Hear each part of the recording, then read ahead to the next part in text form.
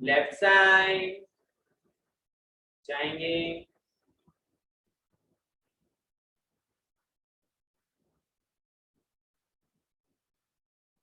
देखेंगे अपने ऊर्जा शरीर को और बाहर तक जाता हुआ, बड़ा होता हुआ, फैलता हुआ। वापस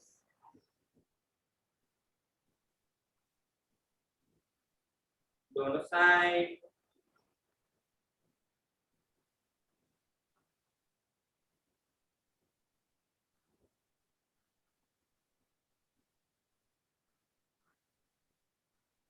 दोनों हाथों को साइड में, पैरों को जमीन की तरफ, सर को ऊपर की तरफ खींचना है।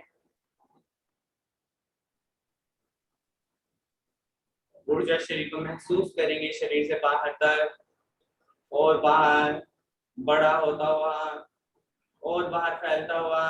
वापस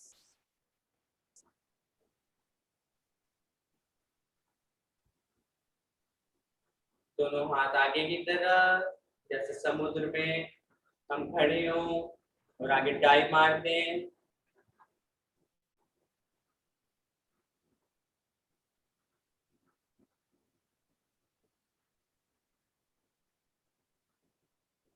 वापस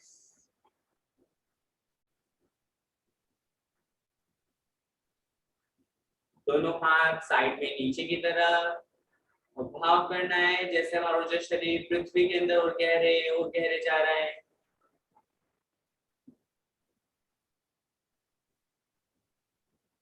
पैरों को जमीन की तरफ, हाथों को जमीन की तरफ, सर को ऊपर की तरफ, पूरी स्पाइन को खींचेंगे। वापस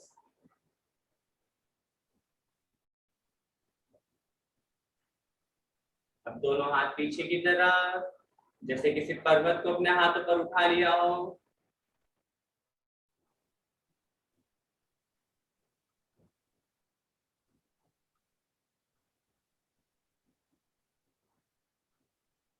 वापस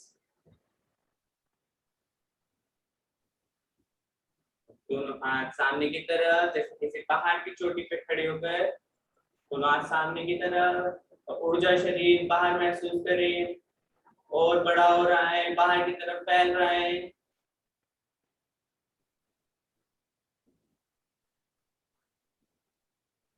वापस दोनों हाथों को मिलाकर रखेंगे, एनर्जी को बैलेंस करेंगे अपने शरीर में।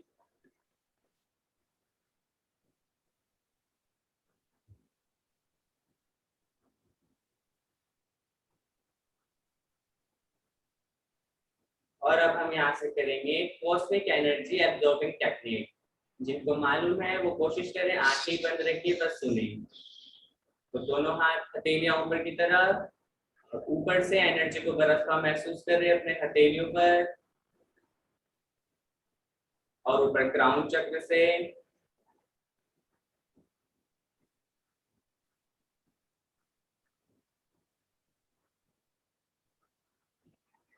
भाव करेंगे। ऊर्जा आपके हाथों में आ रही है और आपको महसूस भी होगी हाथों पर एक झंझनाहट, एक थोड़ा भारीपन।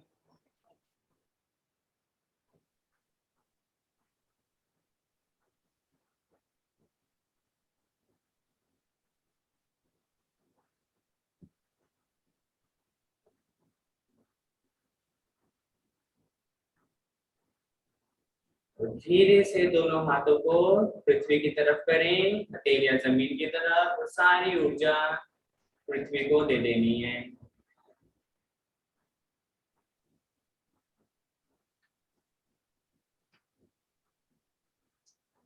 देखेंगे जैसे हाथों से कुछ निकल रहा है, महसूस करें, अंदर जाएं, गहरे महसूस करें।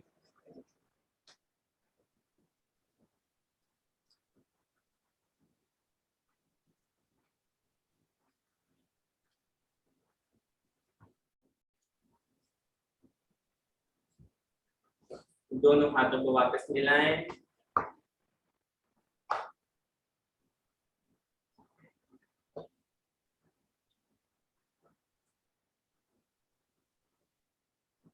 और हम यही से अगली क्रिया में उतरेंगे lower defence and simple position, जिसमें हम अपने हाथों के जरिए अपने ओरा को, अपने बेसिक चक्र को साफ करते हैं, साथ ही साथ अपने डिफेंस की भी प्रैक्टिस होती है। तो सबसे पहले हम पृथ्वी से प्रार्थना करेंगे कि हम जो भी उसमें ऊर्जा भी फेंकेंगे, अपनी डिजीज एनर्जी, अपने ओरा की एनर्जी, वो उसे एब्जॉर्ब करें।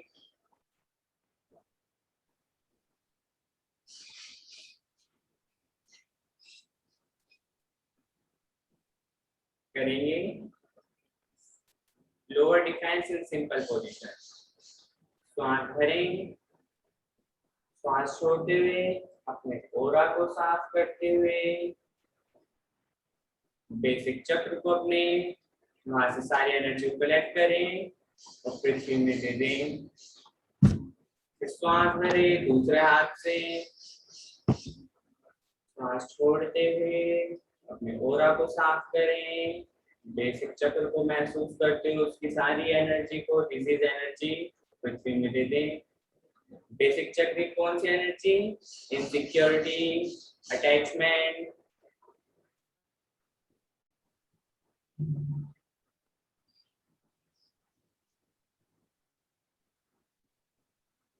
श्वास करें, श्वास छोड़ते हुए अपने ओरा को साफ करते हुए, अपने बेसिक चक्र को साफ करते हुए सभी बेसिक चक्र के इनसिक्योरिटी के भाव, अटैचमेंट के भाव को बाहर निकालना है और क्या महसूस करना है? Trust and stability.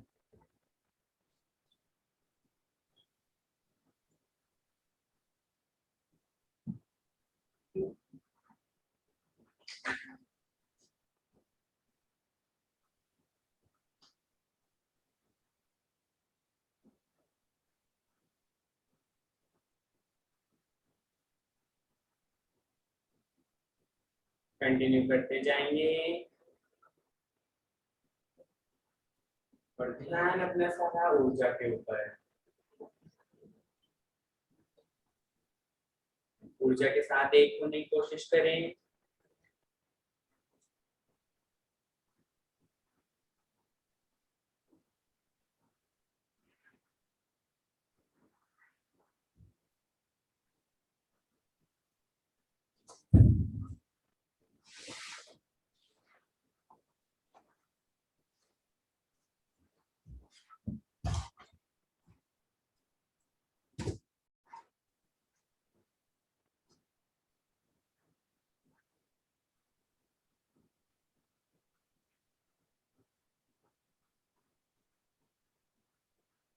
रुक जाएंगे।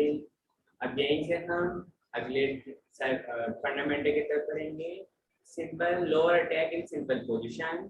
और इसमें श्वास के साथ जब हम पंच करेंगे तो अपने बेसिक चक्र के सभी इनसिक्योरिटी, अटैचमेंट के भाव को बाहर फेंक देंगे। शुरू करेंगे, श्वास को भरें,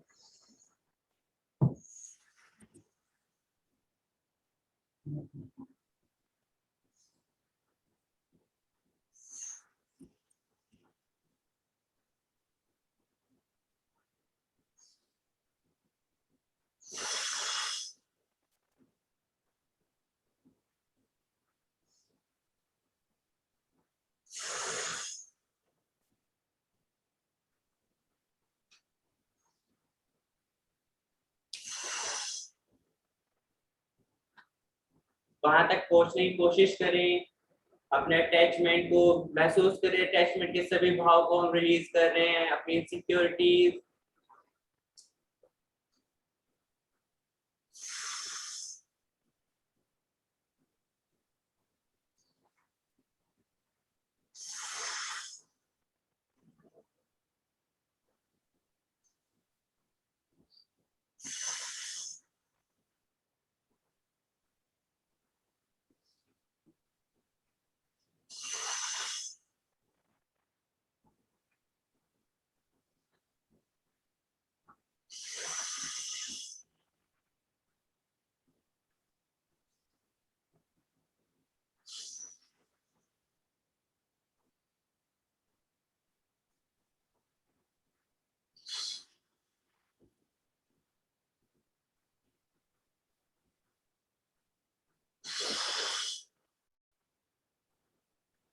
शांत हो जाएं।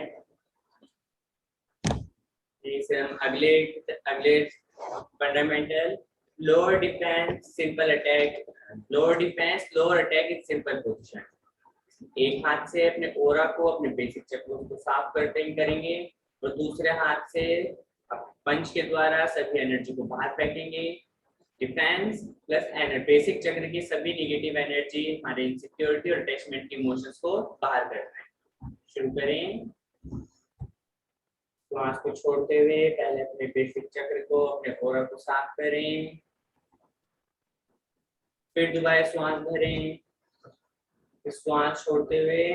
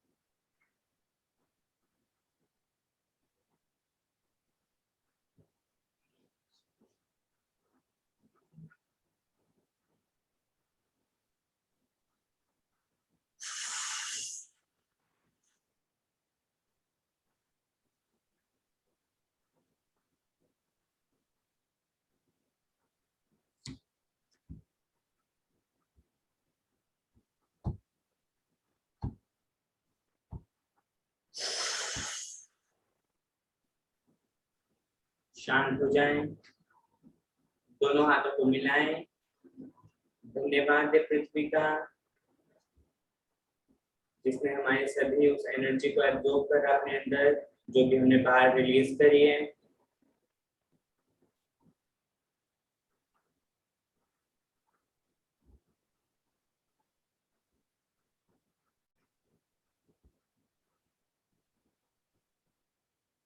अब हम यहाँ से किक्स की तरफ बढ़ेंगे। तो किक नंबर 1 बिल्कुल सीधा उठेगी, सीधा नीचे आएगी, राइट लेग को पीछे कर लें और आज हम दोनों पैर से चलाएंगे। 1 काउंट पे राइट लेग से चलेगी, 2 पे लेफ्ट से। जब भी हम अपने दोनों हिस्सों का यूज करते हैं शरीर के, तो हमारे दोनों ब्रेन वर्क करते हैं, दोनों एनर्जीज को बैलेंस करना है। ठीक है, तो इसी तरीके से करेंगे। किक नंबर 1 सीधा उठाना है और सीधा नीचे लाना है।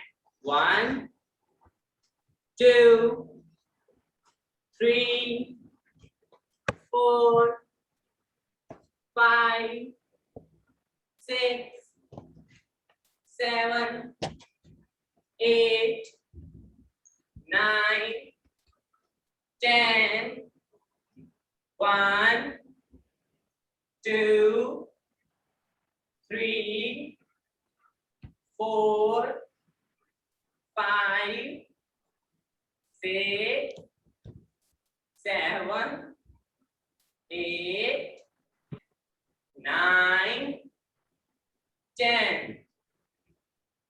अब यहीं से हम चलाएंगे किक नंबर 2। फेस के सामने से किक को पूरा राउंड करेंगे। ठीक है, दोनों पैर से। 1 काउंट पे राइट से एंड सेकंड काउंट पे लेफ्ट से करेंगे। 1 2 3 4 5 6 7 8 9 10 1 2 3 4 5 6 7 8 9 10। नेक्स्ट के किक नंबर 3 हाफ राउंड होगी और बीच में कट हो जाएगी। Half round and then cut. दोनों पैर से चलाएंगे। 1 2 3 4 5 6 7 8 9 10 1 2 3 4 5 6 7 8 9 10 ओके शांत हो जाएं श्वास को थोड़ा सा शांत करें बॉडी को रिलैक्स करें आंखें बंद लंबी गहरी श्वास मेरा शरीर शांत हो रहा है मेरी श्वास शांत हो रही है बॉडी रिलैक्स रिलैक्स रिलैक्स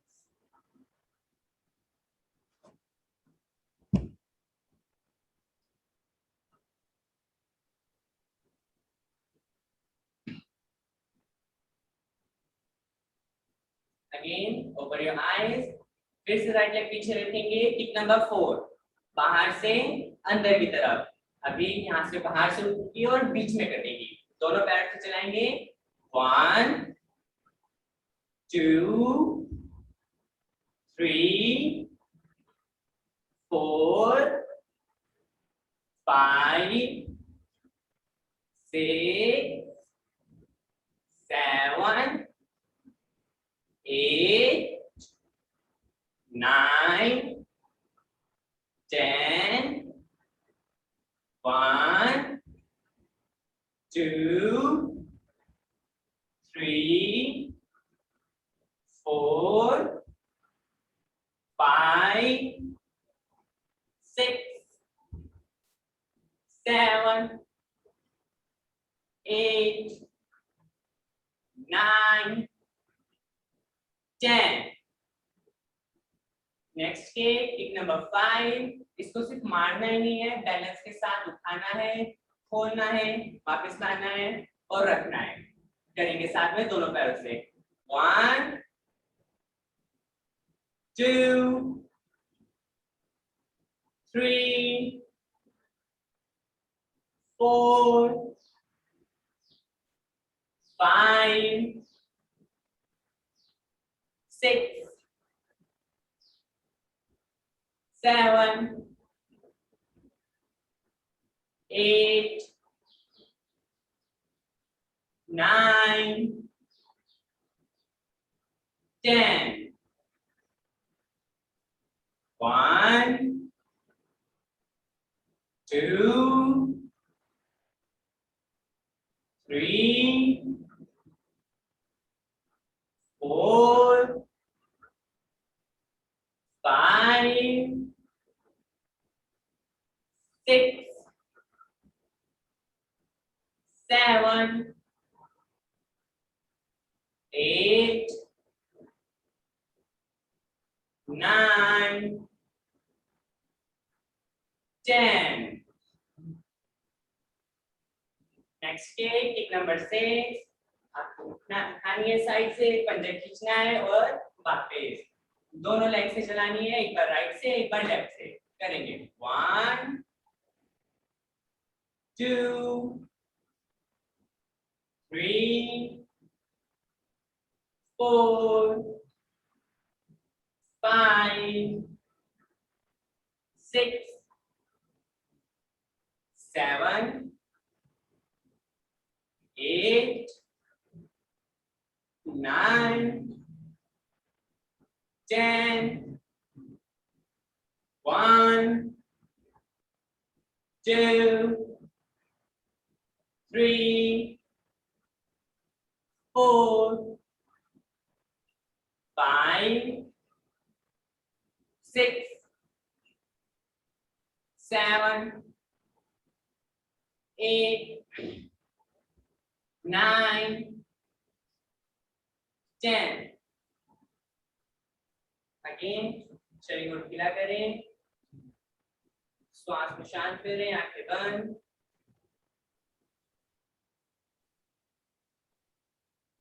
देखिए अपने श्वास को तेज चलता हुआ, तेज चल रही है, हार्ट बीट तेज रख रही है, महसूस करें हार्ट बीट को। Relax relax relax.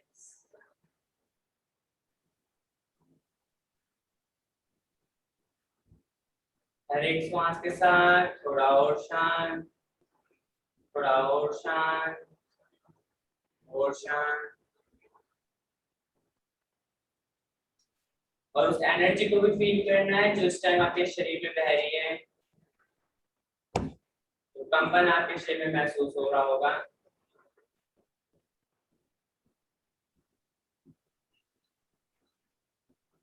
यहीं से हम आसन की तरफ बढ़ेंगे। पहला आसन त्रिकोणासन, दोनों पैरों को खोलना है।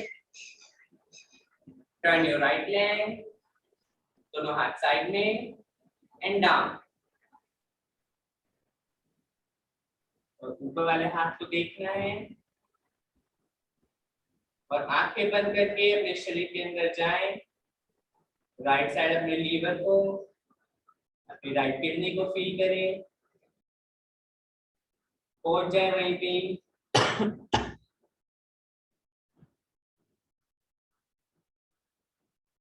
हो जाए अपने शरीर में। कोई तनाव नहीं रखना है, कोई जल्दबाजी नहीं रखनी है। अंदर जाना है शरीर के।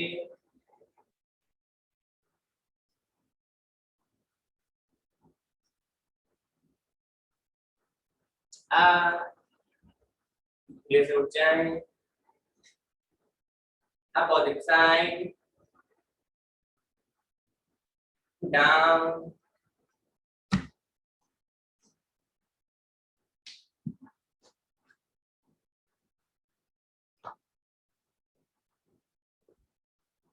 left side, my pancreas, spleen, my left kidney, जाए शरीर में, जितना गहरे जा सकते हैं देखें।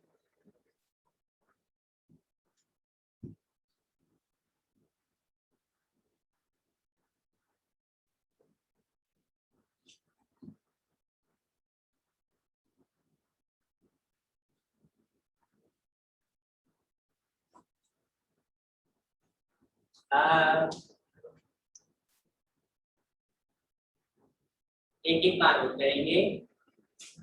Down, left side, right side down,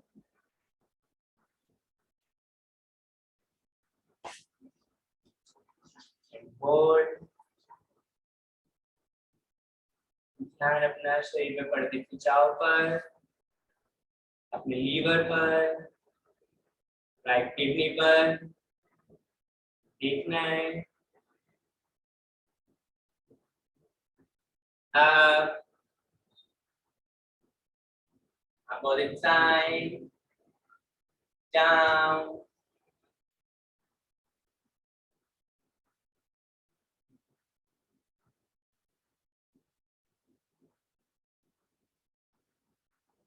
left side करते हुए अपने पैंक्रियास पर, स्प्लीन पर, अपनी लेफ्ट किडनी पर।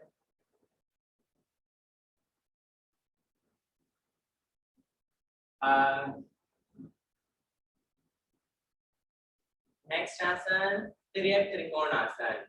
सेम इसी तरीके से राइट लेग को टर्न करेंगे। अभी हम राइट साइड राइट हैंड को लेके जा रहे थे, अब हम राइट साइड लेफ्ट हैंड को लेके जाएंगे। बॉडी को ट्विस्ट करते हुए लेफ्ट हैंड को नीचे टच करेंगे। अब ऊपर वाले हाथ को देखना है, बॉडी को ट्विस्ट करना है और शरीर में उतर जाना है। किस किस हिस्से में खिंचाव पड़ रहा है, किस हिस्से पर हमारे शरीर के असर आ रहा है।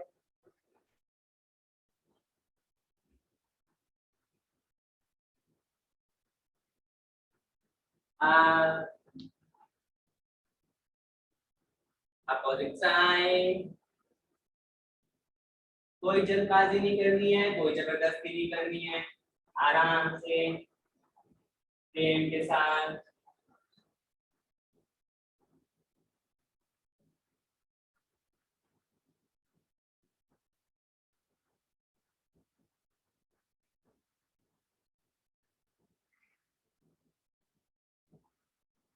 अप, एक बार और, राइट साइड, डाउन,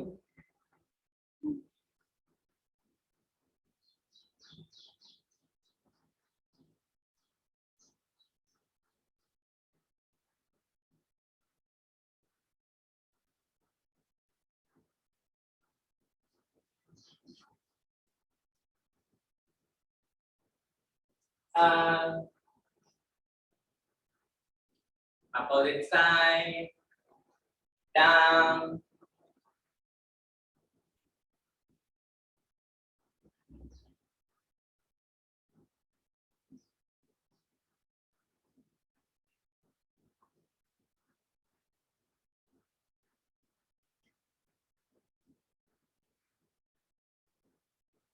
अप,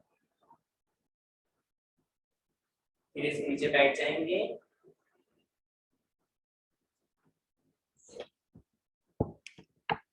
दोनों पैर सामने की तरफ, अगला आसन अकर्ण धनुरासन। सबसे पहले अपने राइट लेग को टर्न करेंगे, लेफ्ट हैंड से अपने अंगूठे को ग्रिप करेंगे, राइट हैंड से ही अपने दूसरे पैर के अंगूठे को ग्रिप करेंगे।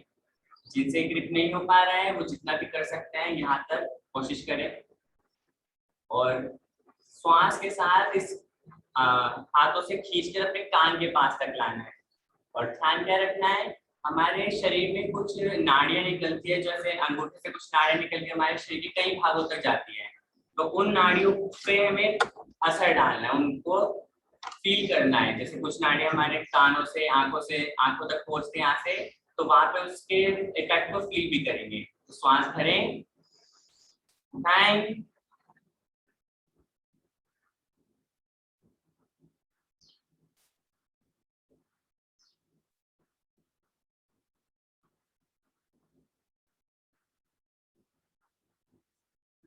श्वास छोड़ते हुए धीरे से वापस। लेग चेंज,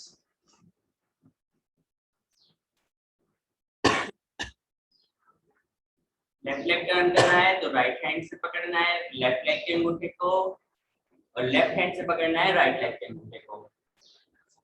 फिर एक बार श्वास भरें, खींचें,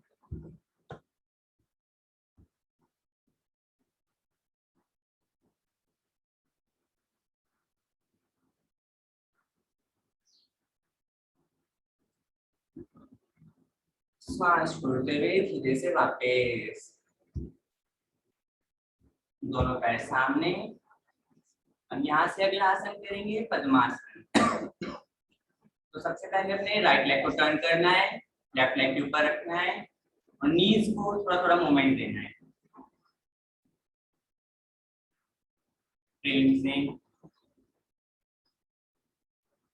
घुटने को महसूस करते हुए घुटने के वहाँ के लिगामेंट्स, वहाँ के टिश्यूज, उस जॉइंट को महसूस करते हुए धीरे धीरे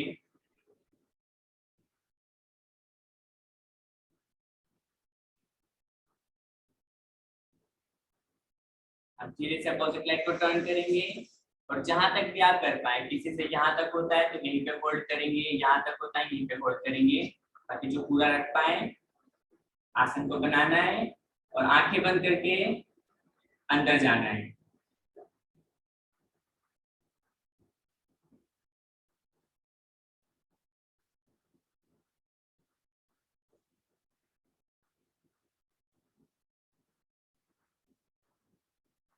खिंचाव पड़ रहा है, शरीर में दर्द हो रहा है, महसूस करें, देखें बस, रिलैक्स। धीरे से पैर को खोल देना है।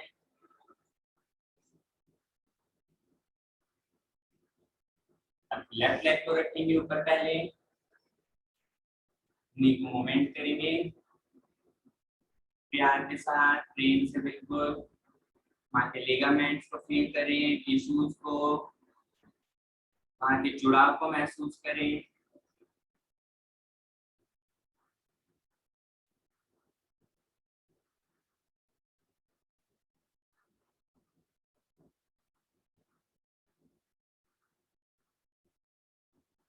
धीरे से अब अपने दूसरे पैर को ऊपर रखें,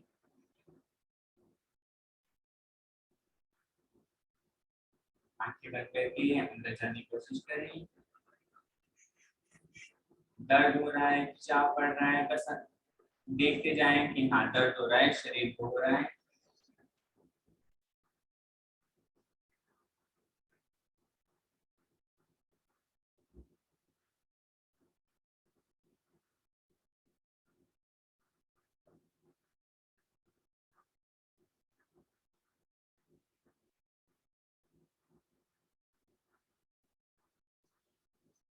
रिलैक्स, आराम से सुखासन में बैठ जाएंगे।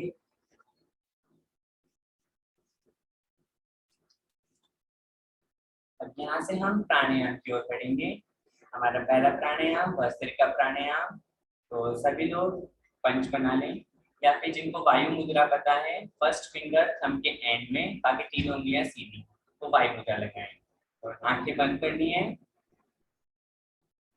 भस्त्रिका प्राणायाम करना है, बहुत धीमी गति से शुरू करेंगे। अगर कोई हार्ट के पेशेंट है, जैसे तो कोई किडनी से रिलेटेड प्रॉब्लम्स है, वो बहुत ही धीरे धीरे श्वास को बहुत ही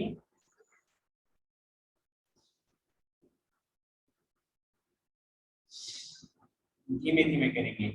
और बाकी सभी धीमी गति से शुरू करते हुए जितने तीव्र गति तक लेके जा सके, जितना ज्यादा प्राण को अपने शरीर में भर सके और जितनी ज्यादा कार्बन डाइऑक्साइड शरीर से बाहर जा सके। और कार्बन डाइऑक्साइड के साथ साथ अपने सभी निगेटिव इमोशंस, अपनी सभी बीमारियां श्वास के माध्यम से शरीर से बाहर फेंकती हैं। शुरू करेंगे।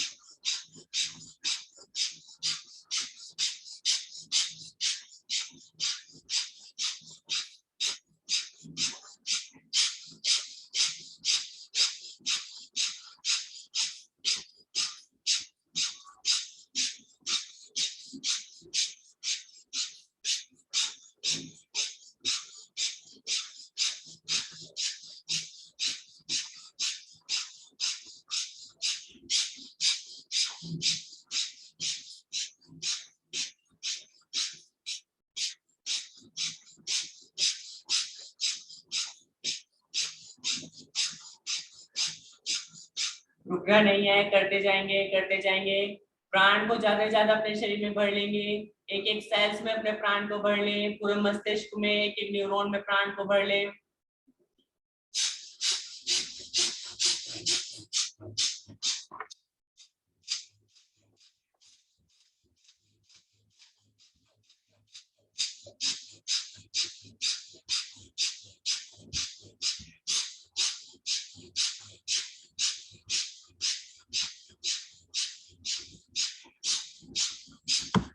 स्टॉप।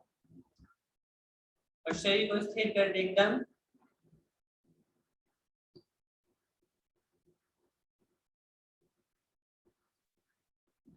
और देखें अंदर क्या हो रहा है शरीर में, एनर्जी को महसूस करें, वाइब्रेशंस को फील करें, सेंसेशंस को फील करें, बॉडी पर जो हो रही है, बॉडी में जो हो रही है।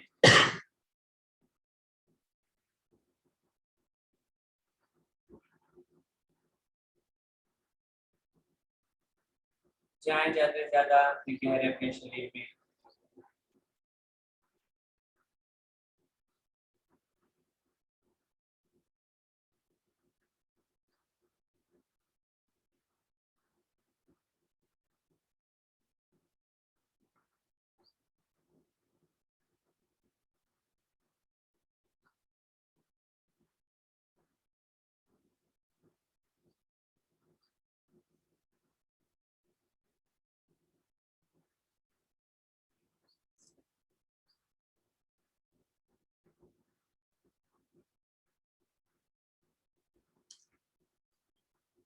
कोशिश करें शरीर बिल्कुल ना हिले।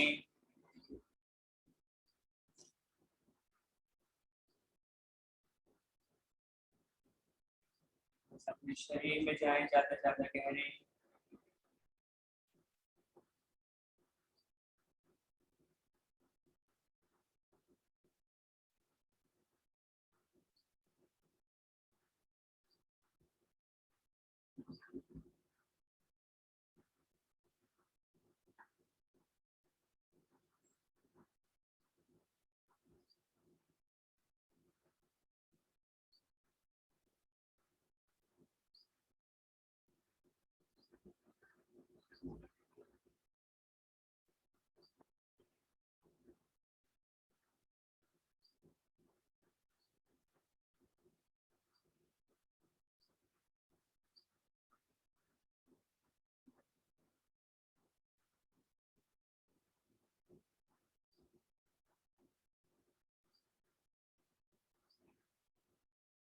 और अब धीरे से दोनों हाथों को मिलाएं,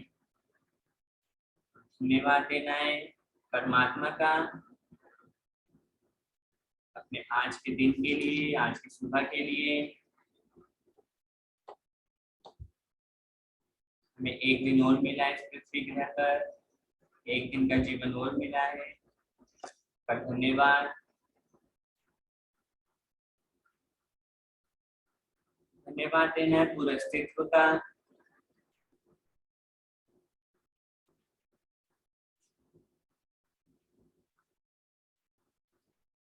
धन्यवाद देना है अपने पांचों तत्वों का, पृथ्वी,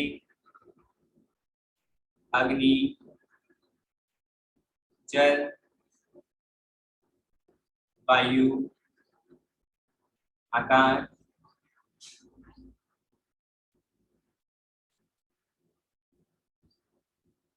धन्यवाद देना है उन एनर्जीज का जो हमारे आसपास रहकर हमारे कई मुश्किलों को आसान करती है, हमारे कई कामों में हमारी मदद करती है।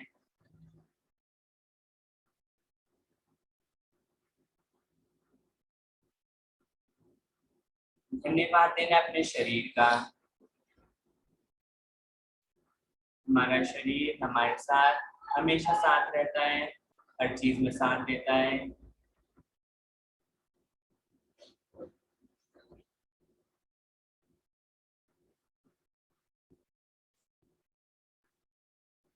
इसी धन्यवाद के भाव के साथ बहुत धीरे से आंखें को खोल लेंगे।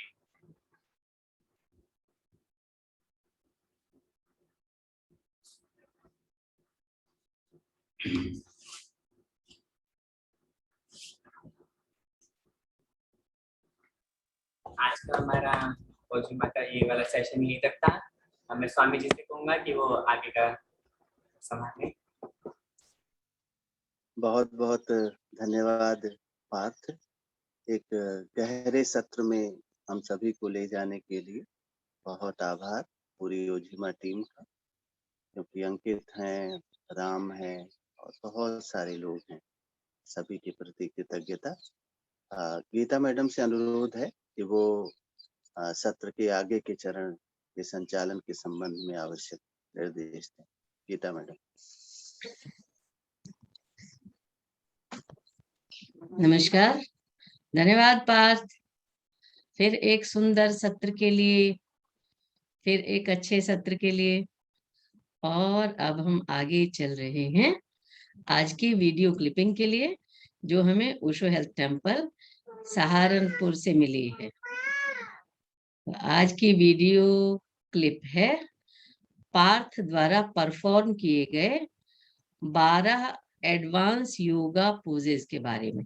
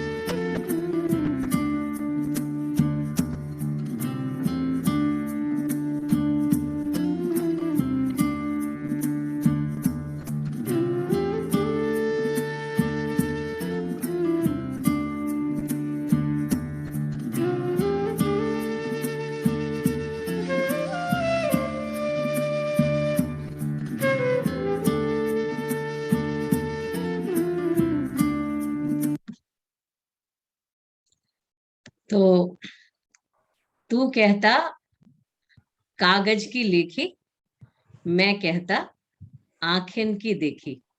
और ओशो हेल्थ टेम्पल में जो कुछ भी होता है वो मात्र कागज की लेखी नहीं है, बल्कि आंखें की देखी भी है।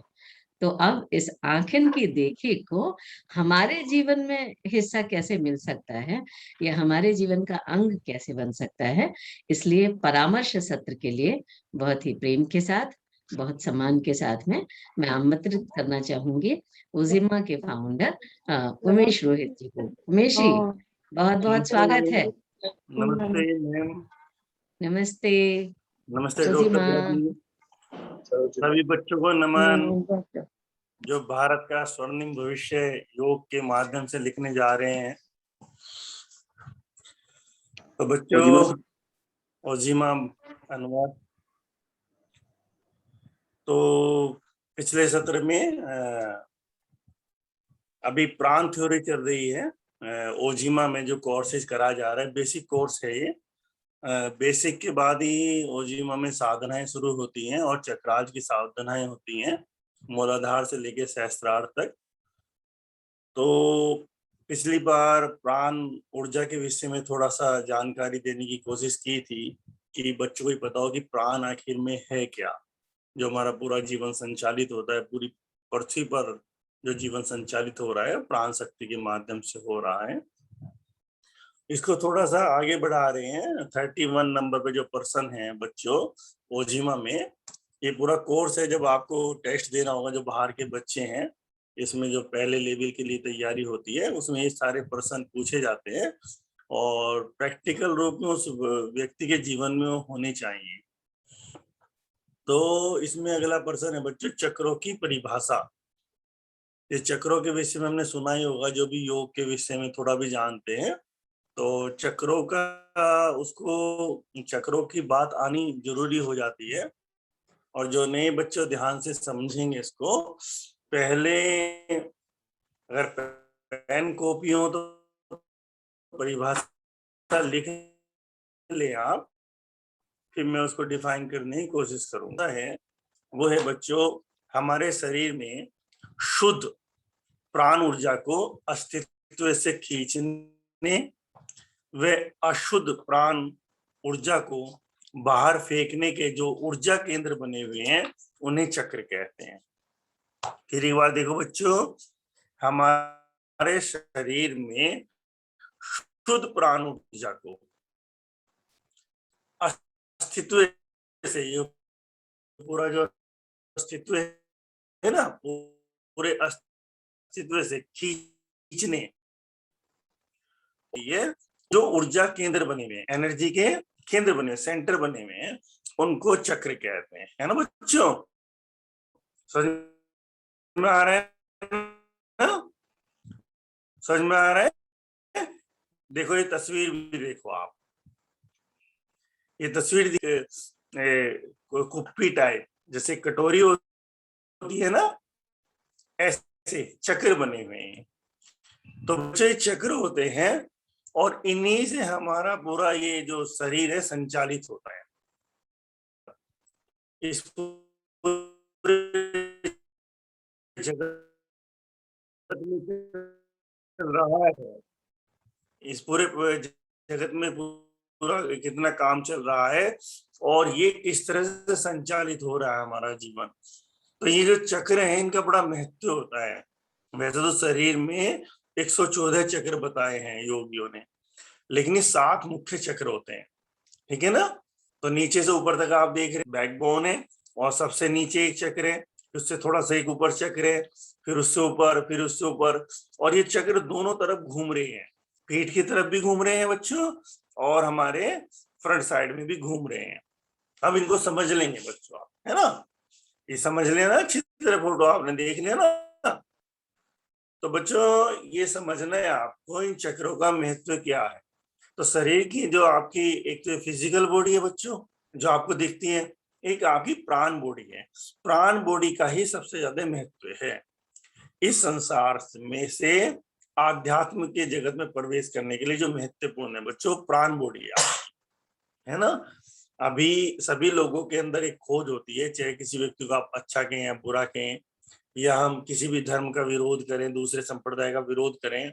आजकल इस तरह का जहर काफी घोला जा रहा है, लेकिन हर संप्रदाय कुछ ना कुछ खोज रहा है। ये हर व्यक्ति के अंदर होता है, चाहे वो कोई भी कार्य कर रहा है, कि मुझे कहीं पर जाना है, कोई चीज है गहरी शांति जहां से मैं आया हूँ, जिसमें मुझे लीन होना है।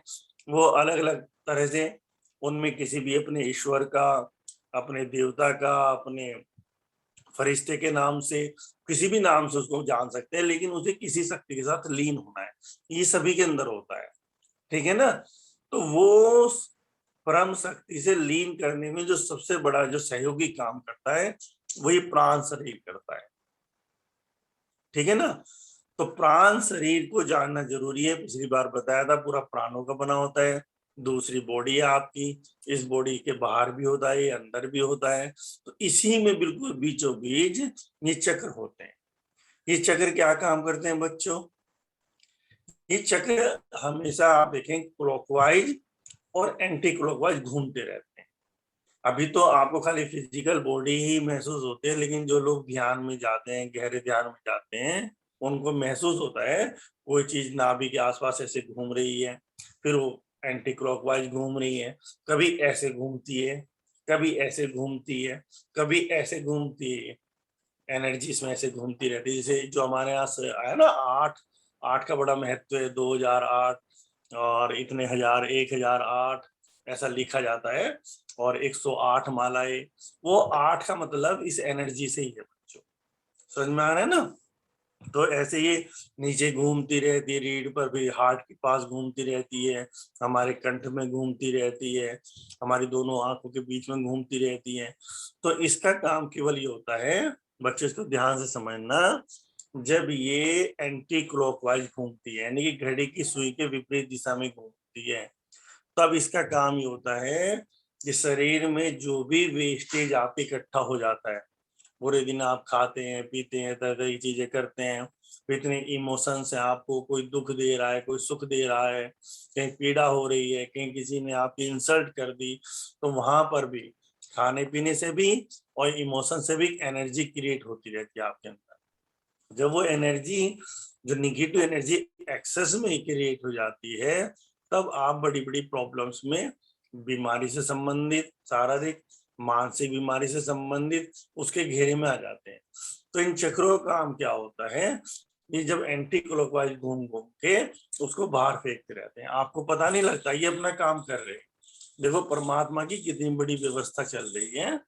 मैंने पिछली बार भी कहा था कि हम मंदिर जाते हैं, मस्जिद जाते होते हैं, हमारे अपने निजी स्वार्थ होते हैं, तो और जीवन भर में हमें विश्वास ये नहीं हो पाता कि क्या ईश्वर है नहीं है। लेकिन केवल योग में आने के बाद बच्चों ही विश्वास होता है, क्योंकि इतना बड़ा काम चल रहा है। और ये काम ऐसा भी नहीं है कि हम कहें ईश्वर को हमने देखा नहीं है, ये सपनों में देख लिया है, तो उसकी कोई गारंटी नहीं है। लेकिन इसको साफ देखा जा सकता है। जब जब आप गहरे ध्यान में जाते हैं तो ये चीजें आपके शरीर में घटती हैं, आप उनको देख पाते हैं, तब आपको विश्वास होता है अगर इतनी बड़ी ये प्रक्रिया चल रही है तो इसका चलाने वाला भी कोई ना कोई होगा। और हम में नहीं चल रही, पशु पक्षियों में भी चल रही है, पेड़ पौधों में भी चल रही है, पूरे जगत में चल रही है। पूरे जगत को कोई शक्ति संचालित कर रही है अपने आप। तो ये जब एंटी क्लॉकवाइज घूमते हैं बच्चों, तब जाके आपके वेस्टेज को बाहर निकालते हैं। फिर ये क्लॉकवाइज घूमते हैं, क्योंकि एनर्जी आपकी बाहर निकल गई, आपको भी तो एनर्जी की जरूरत है। तब ये अस्तित्व से, पूरा अस्तित्व एनर्जी है, चारों तरफ एनर्जी है, तो ये अस्तित्व से एनर्जी खींचते रहते हैं। देखो ये मानव जीवन के लिए, पशु पक्षियों के लिए, सब परमात्मा की व्यवस्था है कि हम इतनी वेस्टेज बातें करते हैं, वेस्टेज चीजें करते हैं, वेस्टेज खाते हैं। व्यवस्था की हुई है ये चक्राज, जो भी वेस्टेज हमारे शरीर में इकट्ठा हुआ उसको बाहर फेंकना, और जो भी अस्तित्व में शुद्ध एनर्जी है अपने आप उसको क्लॉकवाइज घूमेंगे और उसको लेना शुरू कर देंगे। ठीक है बच्चों, समझ में आ गया? लेकिन फिर भी शरीर बीमार पड़ता है ना? तो ये बीमार का पड़ता है जब ये चक्र हमारे बाधित हो जाते हैं, जब ये चक्र हमारे सही तरीके से काम नहीं करते। ये चक्र का उदाहरण मैं ऐसे भी देता हूँ बच्चों। अगर आपने देखो घर में जैसे एग्जॉस्ट फैन होता है, एग्जॉस्ट फैन क्या होता है, अंदर की गंदगी को बाहर फेंकता है ना, ऐसे ही बाहर फेंकते हैं। लेकिन अगर एग्जॉस्ट फैन में जर लग जाए या वो जाम हो जाए तो अंदर की गंदगी बाहर नहीं जाएगी और बाहर से खींच भी नहीं पाएंगे शुद्ध वायु को हम लोग। समझ में आ रहा है ना? तो ऐसे ही चक्रास जब बंद हो जाते हैं, पूरी तरह से काम नहीं करते हैं, जब निगेटिव एनर्जी एक्सेस में हो गई, चक्रास काम कर भी रहे हैं लेकिन वो इतना फेंक ही नहीं पा रहे हैं, फिर वो इतने खींच भी नहीं पा रहे हैं, तब हमारा शरीर बीमार पड़ने लगता है। अन्यथा हमें कोई जरूरत नहीं। चक्राएं हैं, आप जितने भी आसन हैं, जितने प्राणायाम हैं, ये कंपन की क्रियाएं हैं, ये बार बार चक्रास की सफाई करते हैं। जब आप कंपन करते हैं ना, कंपन करते करते जो सबसे शुरू में पार्थ ने कराया है और ओजीमा का मूल रूप से वो ध्यान बनने जा रहा है, तो इस पर इतनी रिसर्च हो रही है कि वो समस्त बीमारियों का शारीरिक, मानसिक और आध्यात्मिक जगत में प्रवेश करने के लिए शायद वो एक बहुत बड़ी कीमिया साबित हो, टेक्निक साबित हो। तो जब जब कपलाते हैं आप पूरी बॉडी को, तो इतनी वेस्टेज एनर्जी आप बाहर फेंकते हैं और चक्रास को मौका मिलता है अपना काम करने का। तो इतना समझ में आ गया ना चक्रास के बारे में बच्चों? आपको मेरी आवाज आ रही है बच्चों? Yes sir. हाँ, तो चक्रास का काम क्या है कि आपकी जो अंदर की जितने भी बीमारी, डिसीज एनर्जी है, डिसीज जो इजी नहीं है, जो आपको अनकंफर्ट कर रही है, उसको बाहर फेंक देते हैं, और जो शुद्ध एनर्जी है, जो सहयोगी आपके शरीर को चलाने में, उसको खींचते हैं। है ना? इतना क्लियर हो गया। अब इन चक्रास की सफाई भी होती है जो आगे बताई जाएंगी आपको कि कैसे हम इनको क्लीन कर सकते हैं, कैसे इनको ठीक कर सकते हैं ताकि हमारा शरीर ठीक चलता रहे। तो एक योगी के पास ये सारे साधन होने चाहिए, वो अपने चक्रास को खुद एक्टिव कर सके, है ना? जबकि प्राणायाम, एक्सरसाइज, ये भी यही काम करते हैं। एक्सरसाइज जब हम करते हैं, बहुत टॉक्सिन्स हमारे निकलते हैं, बहुत नेगेटिव एनर्जी निकलती है, और जब उसके बाद में हल्कापन लगता है, इन्हें चक्रास को काम करने का मौका मिलता है। एक तो ये आपको अच्छी तरह समझ लेना है बच्चों, है ना? इसके बारे में कोई भी पर्सन होगा, आप 7:15 बजे के बाद मुझसे कर सकते हैं। जो अगर समझ में नहीं आया तो आप नोट कर ले, अगर मैं बताने से कोई बात चूक गया हूँ आपको तो आप वो पर्सन नोट कर ले, चक्रास के बारे में और भी कुछ पूछना चाहते हैं। और ये तो एक स्वाभाविक परम शक्ति, परमात्मा के द्वारा दी गई एक कार्य है जो चक्रास को करना है शरीर में। अन्यथा इसका एक बड़ा रोल भी है बच्चों, जो योगी लोग करते हैं। ये चक्रास को एक्टिव भी किया जाता है और इनकी बड़ी संभावनाएं भी है। एक तो ये संभावना है पूरे प्राणी जगत के लिए कि पूरे 70 साल के जीवन तक ये शरीर को स्वस्थ रखते हैं, है ना, संचालित करने कार्य करते हैं। लेकिन फिर भी क्योंकि योगी इन पे बहुत काम करते हैं, अगर इस चक्र को और एक्टिव कर दें, अगर इनकी हम संभावना को खोलना शुरू कर दें, अगर इनके लोग को खोलना शुरू कर दें, तो इनकी बहुत संभावनाएं हैं बच्चों। जीवन में जो भी संभावनाएं हो सकती है संसार में और आध्यात्म तक, शक्तियों तक, जिन्हें शक्तियां बोलते, सिद्धियों तक, ये सब में चक्रों का बहुत बड़ा योगदान है ना।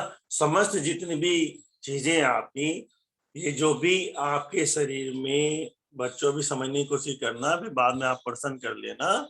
इस शरीर के बारे में रहस्य खोले जा रहे हैं ओजिमा के माध्यम से। यहाँ से जैसे आपको 7 चक्र बताए, ऐसे शरीर में आपके 5 तत्व होते हैं।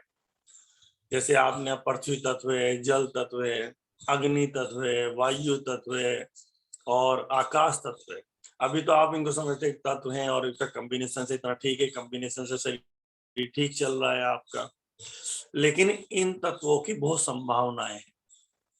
जो भी इस पृथ्वी पे पाया जा सकता है, यहाँ से लेके आसमान तक, ये तत्व और चक्रों के आपस के कॉम्बिनेशन होते हैं। तो अभी मेरी बात को समझने की कोशिश करना, सूत्र बता रहा हूं मैं कि संतों का कहना है जो चक्रों के लिए तत्व खेल का मैदान है, खेल का मैदान, यानी कि चक्र खेलते हैं। खेलने मतलब चमत्कार करके आएगा, आपके की तरह आपके जीवन में आनी शुरू हो जाती है। फॉर एग्जाम्पल फिजिकल, आपका जो मूलाधार चक्र है पृथ्वी तत्व से जुड़ा है, तो पृथ्वी तत्व की जो फिजिकल नीड्स हैं आपकी सारी, चाहे मकान हो, धन हो और व्यवस्थाएं, अगर आपका ये मूलाधार चक्र एक्टिव हो जाए और पृथ्वी तत्व से आपका संबंध हो जाए, दोनों का होना जरूरी है। अभी तो पृथ्वी को आप खाली चलते फिरते इतना है, लेकिन इसे कनेक्शन जोड़ना पड़ता है। दोनों का कनेक्शन हो जाएगा तो नेचुरली की एनर्जी आपके जीवन में जो भी जरूरतें हैं वो आप स्वतः पूरी होनी शुरू हो जाएगी। जैसे दूसरा चक्र आपका स्वादिष्ठान चक्र है और तत्व आपका जल तत्व है बच्चों। तो जल तत्व का मतलब है जितने भी संबंध वो निरंतर बह रहा है, उसका कोई अंत नहीं है। जो भी संबंध है आपके जीवन में, जो सहयोगी है, वो आपके जीवन में उतरने शुरू हो जाते हैं। जल तत्व से आपका संबंध हो गया, स्वादिष्ठान चक्र आपका एक्टिव हो गया, तो स्वादिष्ठान चक्र का खेल का मैदान है जल तत्व, वहां खेलेगा और आपको पता भी नहीं लगेगा कि लोग आपसे मिलने शुरू हो गए, लोग आपके पास आने, जो संतों के साथ होता है। अपने को नया बड़े बड़े संतों को देखो, दूर दूर से लोग आ रहे हैं, दूसरे विश्व से लोग आ रहे हैं मिलने, तो उनका जो चक्राज है, उनकी जो एनर्जी है वो काम कर रहा है। ऐसे मणिपुर चक्र आपका अग्नि तत्व से जुड़ा है, तो अग्नि तत्व जब ये दोनों का कनेक्शन हो गया तो स्वतः ही आपकी निगेटिव जो इमोशंस है जलने शुरू हो जाएंगे, क्योंकि अग्नि का हमें सबको जला के शुद्ध करना, स्वतः ही होने शुरू हो जाएंगे।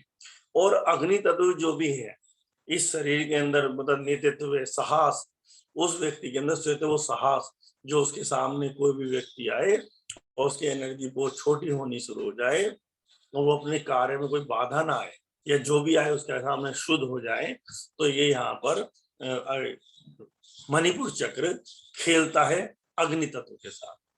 ऐसे ही वायु तत्व है आपका, उधर वहां पर अनाहत चक्र है, तो वायु तत्व के साथ जब संबंध होते हैं, जैसे वायु सारे, जब वायु तीव्र गति होती है तो सारे रास्ते के रोडे हटाती चली जाती, उड़ाती चली जाती है। ऐसे उस व्यक्ति के जीवन में से सारी बाधाएं स्वतः ही हटनी शुरू हो जाती है। और प्रेम का कोई चक्र, और प्रेम पूरी शक्ति के साथ पूरे विश्व के अंदर फैलना शुरू हो जाता है।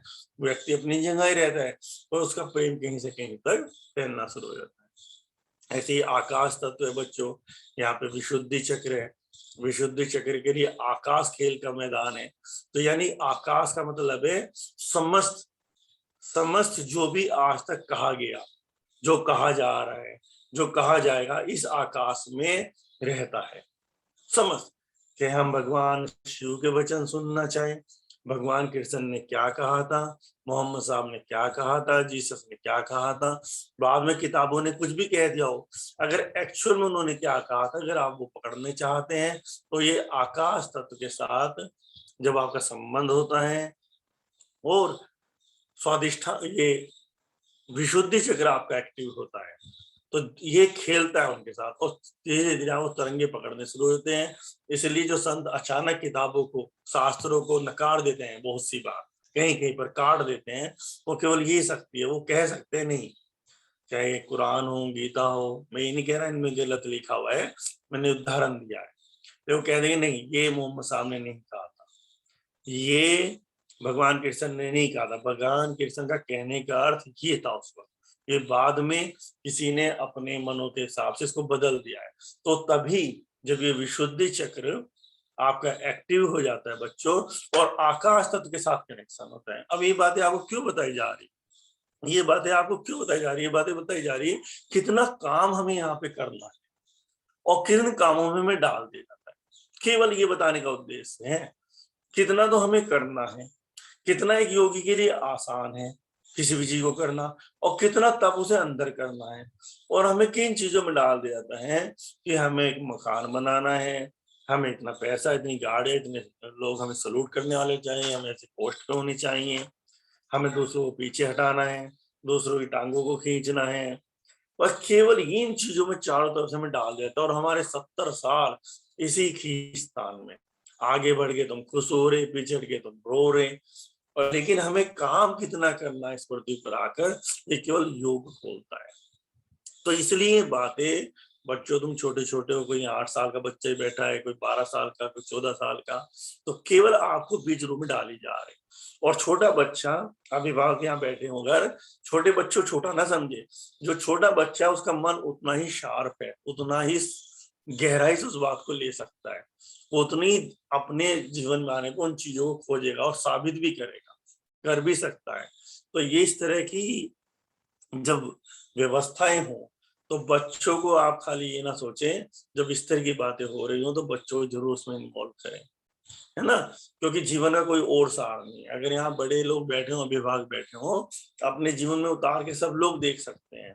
अगर बैठे, बच्चे तो अभी सुन ही रहे हैं, तो बड़े हो तो सोचे कि अभी जीवन में सारी व्यवस्थाएं हैं, क्या एक खालीपन आपके जीवन में है? ये नहीं है। क्या सब कुछ पाके ऐसा लगता नहीं है कि अभी कुछ भी नहीं पाया है? केवल हमारी खुशी क्या है? हमारी खुशी केवल ये है कि कौन कितनों को हम पीछे हटा चुके हैं, इसके अलावा तो हमारा कोई आनंद नहीं है ना। हमारा अपना एकांत का तो कोई आनंद नहीं है ना, और वो हमें खोजता भी है। हमारे दुख क्या है कि जैसे ही हम नीचे आ जाते हैं, पीछे हट जाते हैं, कोई हमसे जुदा हो जाता है, दुख है, तो ढूंढ तो हम सब रहे हैं ना। तो ये वहां से नहीं मिलेगा। तो ये नहीं कहना चाह रहे हैं कि ये सब चीजें ना करो, बल्कि ये चीजें करो, करने के बाद आगे आप मुक्त हो जाओ अपनी जिम्मेदारियों से, कि सब बच्चे, परिवार सुरक्षित है, अब मुझे अंदर की यात्रा कर दी, अब सुरक्षित कर दिया, इसलिए करो। इसलिए नहीं करना कि लोगों को पीछे, लोगों को कभी हम पीछे नहीं डाल रहे, तो सब दौड़ रहे हैं, कभी पीछे नहीं हटाया जा सकता। आपको तो केवल, आपने देखा सुरक्षित हो गया, खाने पीने, रहने, कपड़े पहनने के लिए मेरा परिवार, अब मुझे इन खोज पे निकलना है। आखिर वो क्या है जहां पर सारी चीजें विलीन हो जाती हैं, और वो है इन योगियों के सूत्र। ठीक है बच्चों, चक्रास के बारे में आज थोड़ा सा बताने की कोशिश करिए। कोई पर्सन होगा आप आगे कर लेना। फिर 32 नंबर पे एक पर्सन है बच्चों हमारे यहाँ, जीव द्रव्य शरीर क्या है? जीव द्रव्य शरीर क्या है? इसको अंग्रेजी में बायोप्लाज्मिक बॉडी बोलते बेटा। इसका बड़ा महत्व है। पहले परिभाषा लिख लो जो जी मैंने लिखी है। प्रत्येक बालक के शरीर के, प्रत्येक व्यक्ति के शरीर के चारों ओर एक अदृश्य मतलब जो आंखों से दिखाई नहीं देता बच्चों। अदृश्य का मतलब जो नंगी आंखों से, इसे नंगी आंखें बोलते हैं हम लोग, है ना, इन आंखों से दिखाई नहीं देता। तो एक अदृश्य सूक्ष्म बहुत छोटा वायु की तरह पदार्थ, तो द्रव्य बोला ना, जीव द्रव्य। द्रव्य का मतलब होता है जिसमें तीनों चीजें आ जाए, स्थूल भी आ जाए, तरल भी आ जाए, गैस भी आ जाए। तो अद्रव्य पदार्थ आभा की तरह, उसे आभा मंडल भी होता है, घिरा रहता है, इसे जीव द्रव्य प्लाज्मिक बॉडी कहते हैं। अभी आपने देखा होगा ये चित्र दिखाया गया है, राम ने भी डाला, देखो चित्र ये, इसको ओरा भी बोलते हैं। जीवद्रव्य शरीर, बायोप्लाज्मिक बॉडी, ओरा। एक जगह लिखा है वीक ओरा, ये देखो ये व्यक्ति है, इसके चारों तरफ ये ओरा है। स्ट्रॉन्ग ओरा, ये व्यक्ति है और चारों तरफ एक एनर्जी घूमी हुई है, बहुत बड़ी एनर्जी है ना। देखो इसमें लिखा भी है, जो ये वीक हो रहा है नीचे लिखा है, जिन जानकारों ने बनाया है, अट्रैक्ट निगेटिविटी। जब ये ओरा बहुत छोटा हो जाता है आपका, तब ये निगेटिविटी को अट्रैक्ट करता है। और जो स्ट्रॉन्ग ओरा है इसके नीचे है अट्रैक्ट पॉजिटिविटी।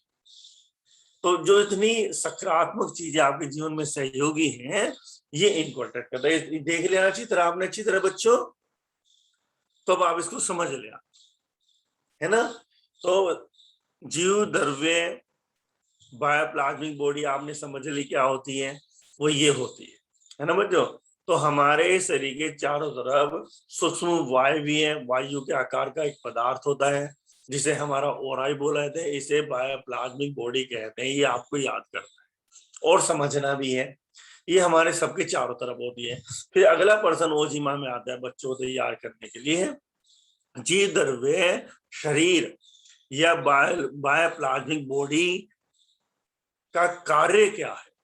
तो इसमें लिखा है उत्तर बच्चों, भौतिक शरीर के चारों ओर फैला होने के कारण, भौतिक शरीर फिजिकल बॉडी जो आपकी बॉडी है ना, जिसे आप आंखों से देख पाते हैं, भौतिक शरीर के चारों तरफ फैला होने के कारण भौतिक शरीर में प्राण शक्ति को पहुंचाता है।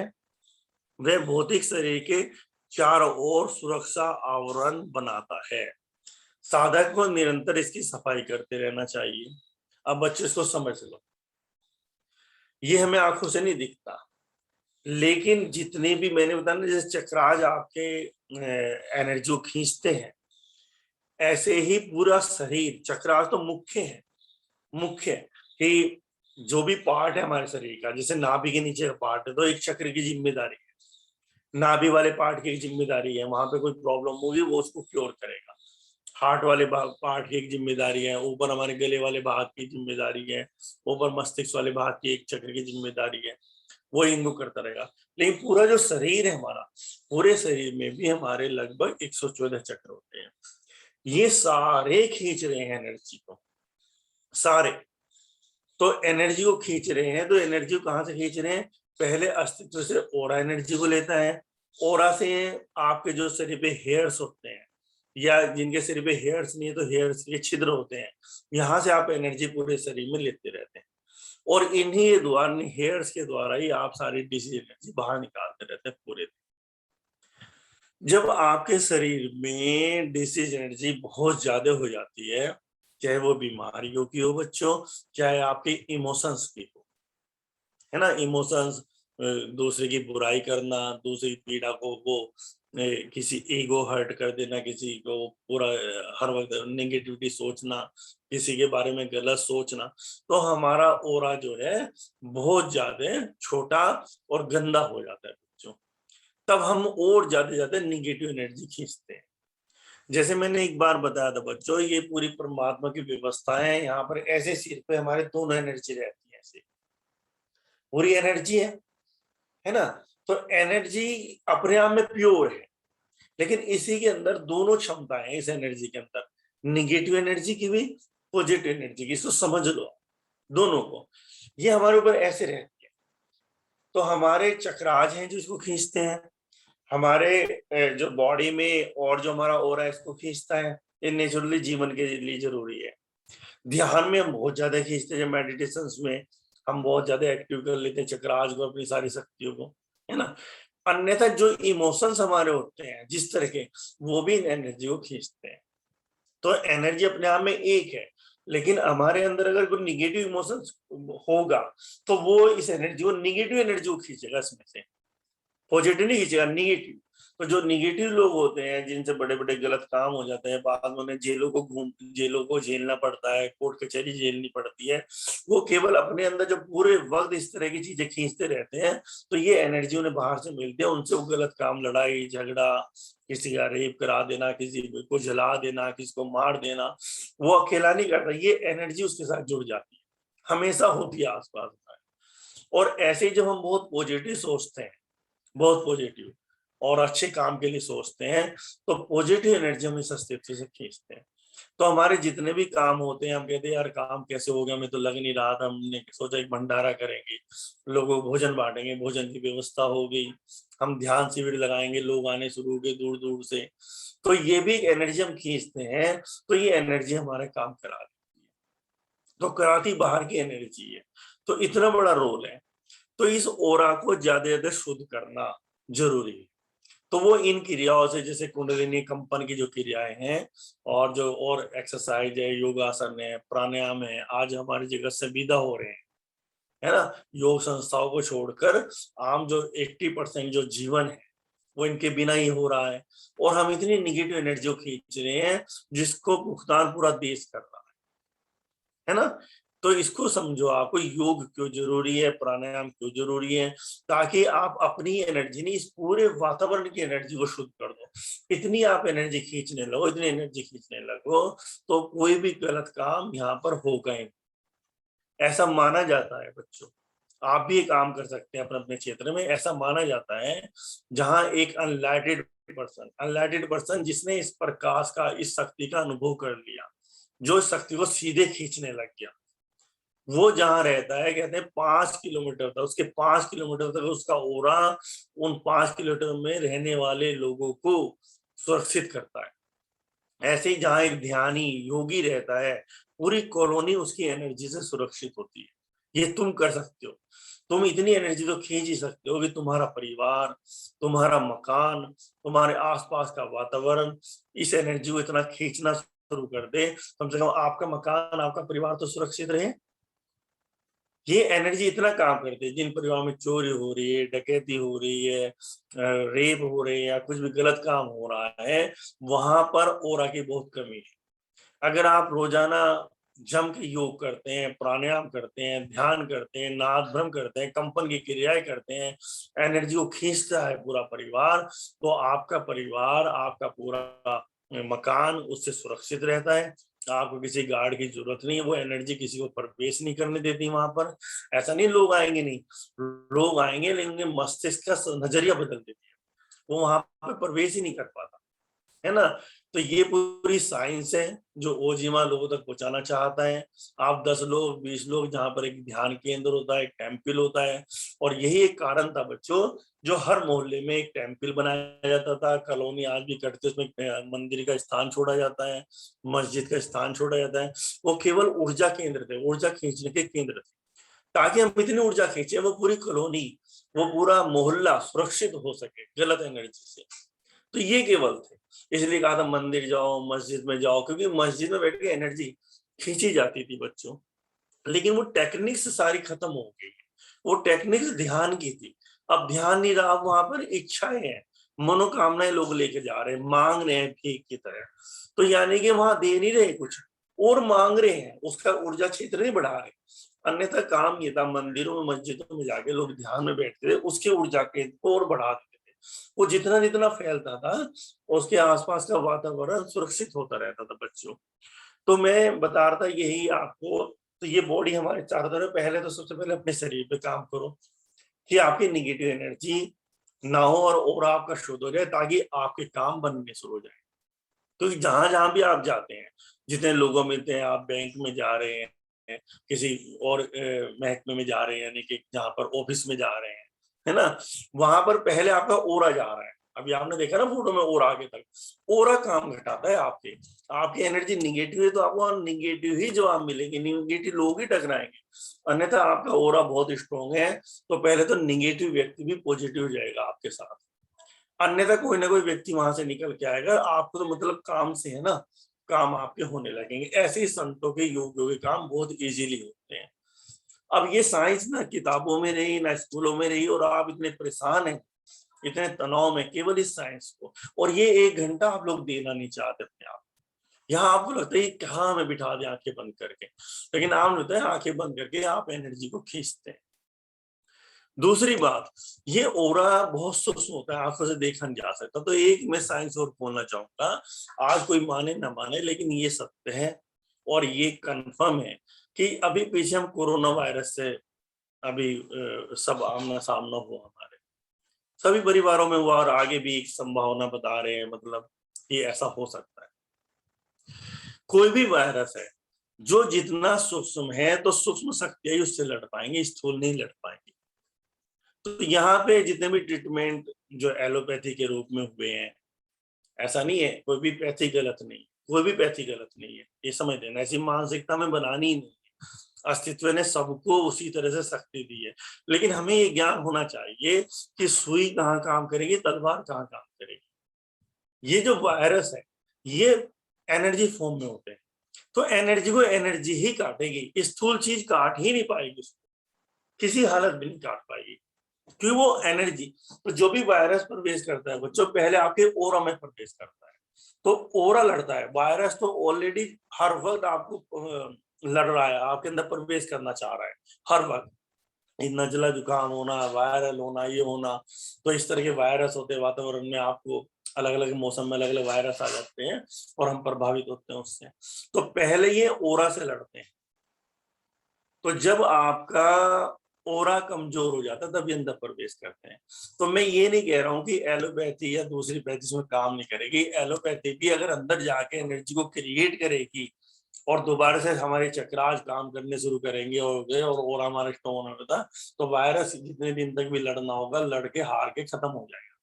लेकिन अगर हम इस पे ज्यादा काम करें, अगर हम ओरा को स्ट्रॉन्ग करें, तो हमारा ओरा ही इतना मजबूत होता है जो वायरस को प्रवेश नहीं करने देता।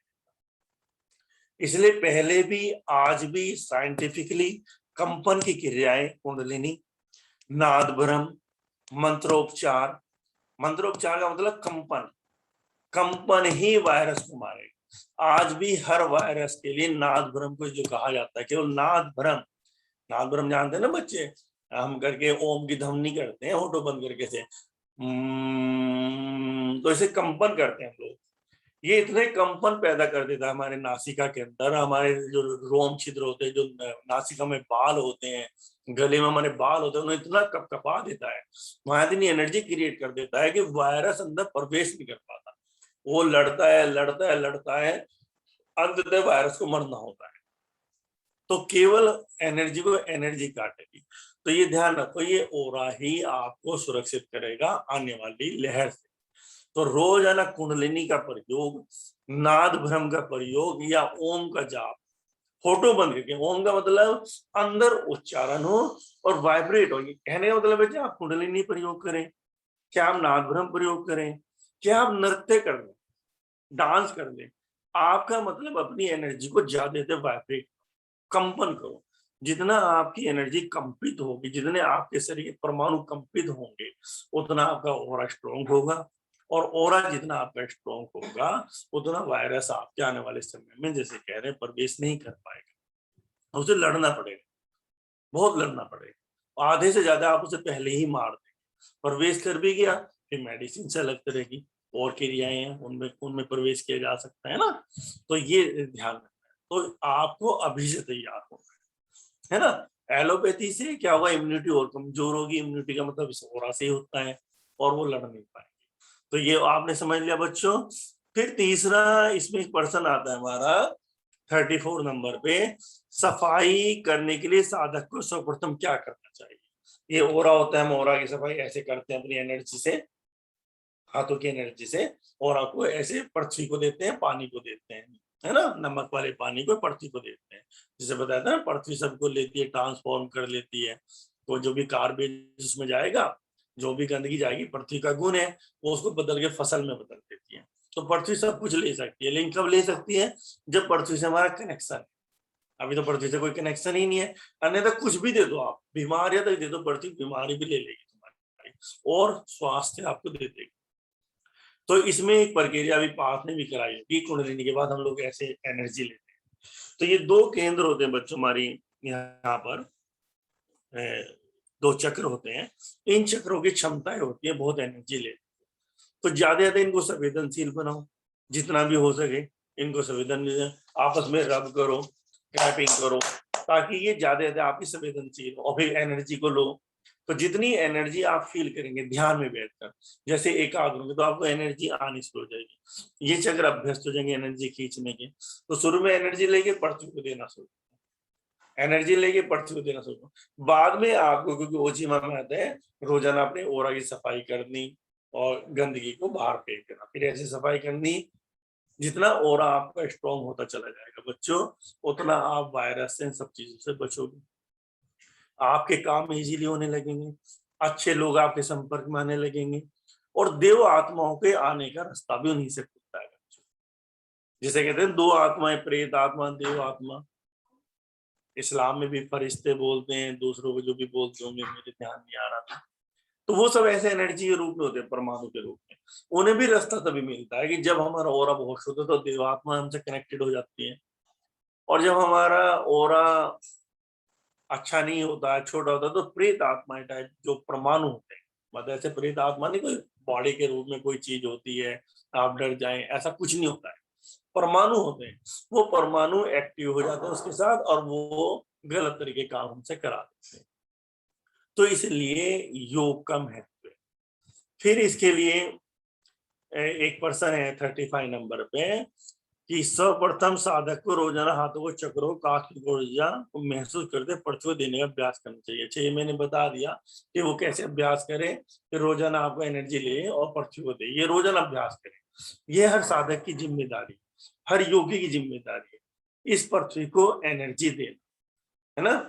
क्या समझ रहे हो कि केवल एक मानव योनि में मनुष्य के अंदर ऐसी शक्ति है बच्चों, जो ऊपर से एनर्जी को लेकर इस पृथ्वी को दे सकता है। वो पशु पक्षी में नहीं है। पशु पक्षी केवल एनर्जी ले रहे हैं, केवल मनुष्य है ऐसा, मनुष्य के ऊपर के चक्र खुले हुए हैं जो एनर्जी को लेते हैं और इस पृथ्वी को देते हैं। और इस पृथ्वी को एनर्जी की बहुत जरूरत है, और ये हर व्यक्ति की जरूरत है, हर व्यक्ति की ये जिम्मेदारी है।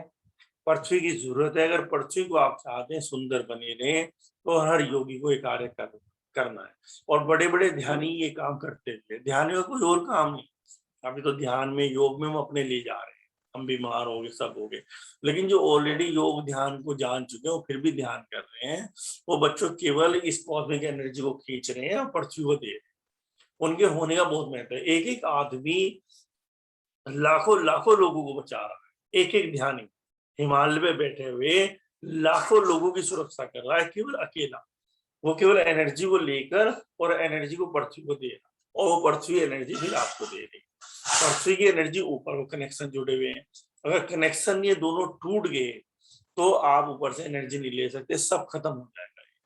तो केवल ध्यान ही योग होगा। लेकिन अगर आप लोग भी जुड़ जाएं, आप लोग भी जुड़ जाएं, तो एनर्जी आपके पास, आपके माध्यम से लोगों को पहुंचने लगेंगी।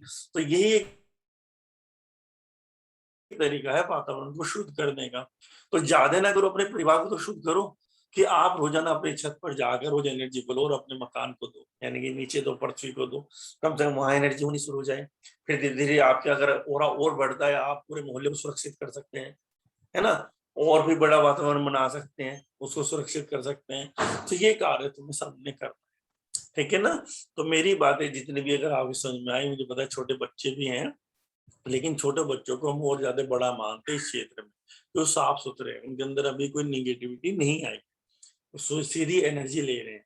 और ये सत्य भी है, जो छोटे बच्चे होते हैं वो सीधी एनर्जी लेते हैं। आप छोटे बच्चों को देखोगे, वो सीधी कॉस्मिक एनर्जी, उनके बच्चों, वो जो केंद्र हमें खोलने पड़ते हैं उनके ऑलरेडी खुले हुए हैं 7 वर्ष तक। 7 वर्ष तक बच्चा आप देखेंगे तो सीधी एनर्जी ऊपर से ले रहा है। जितने में हमारे संस्कार हैं, हमारी जो बातें हैं, जो हमारे आसपास उसके सामने बुराइयां करते हैं, लोगों के बारे में बताते हैं गलत है, ये ऐसा है, ये सारी चीजें उसके धीरे धीरे केंद्र बंद करने शुरू कर देते हैं। और ये केंद्र बंद होने के कारण फिर वो भी हमारे ही घेरे में आ जाता है।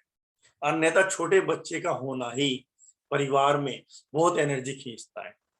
ये बातें मैं क्यों एक बात से दूसरी बात जोड़ देता हूँ, वो इसलिए जोड़ देता हूँ बच्चों, ताकि आपको पूरी साइंस को समझ जाए कि हमारे यहाँ बच्चे के जन्म पे इतनी खुशियां क्यों होती हैं। अभी तो हमारे यहाँ बच्चा आ गया, ऐसा संत लोग नहीं मानते थे। एक व्यक्ति, एक एनर्जी उतर गई हमारे परिवार के अंदर, जो 7 वर्ष तक घर के अंदर 7 वर्ष तक एनर्जी खींचेगी, जो आपकी योग से, ध्यान से, प्राणायाम से एनर्जी जितनी आप नहीं खींच पाते, उससे ज्यादा उस बच्चे की किलकारियां, उस बच्चे का उस परिवार में चलना, खेलना, रोना, हंसना एनर्जी को खींच रहा है। ये महत्व होता था। जब बच्चा जन्म होता था हम जश्न मनाते थे पूरा, और एक तरह का, अभी तो है कि मेरा बेटा हो गया, बेटी हो गई, ये हो गया, वो हो गया, ये नहीं होता है। होता ये था कि एक एनर्जी ऐसी आ गई जो 7 वर्ष तक एनर्जी को खींचेगी पूरे परिवार के लिए। तो एक परिवार में तुम्हारे 7 वर्ष से छोटा बच्चा होना केवल आपके पूरे परिवार को सुरक्षित करता है, पूरे परिवार को, तो क्योंकि वो शुद्ध होता है। तो ये बात भी मैंने आपको के जानकारी में डालने की कोशिश करी। जो आपके घर के बच्चे हैं, छोटे छोटे बच्चे, उनको शुद्ध करो, उनके आसपास रहो, उन्हें प्रेम करो, उन्हें निगेटिव एनर्जी से बिल्कुल टच ना होने दो, उनके सामने कोई गलत बातें मत करो। वो एनर्जी खींचने के आपके अंदर, जैसे है ना आजकल पिरामिड बनाए जा रहे हैं, पिरामिड का मतलब क्या है कि वो एनर्जी को खींच रहे हैं, है ना।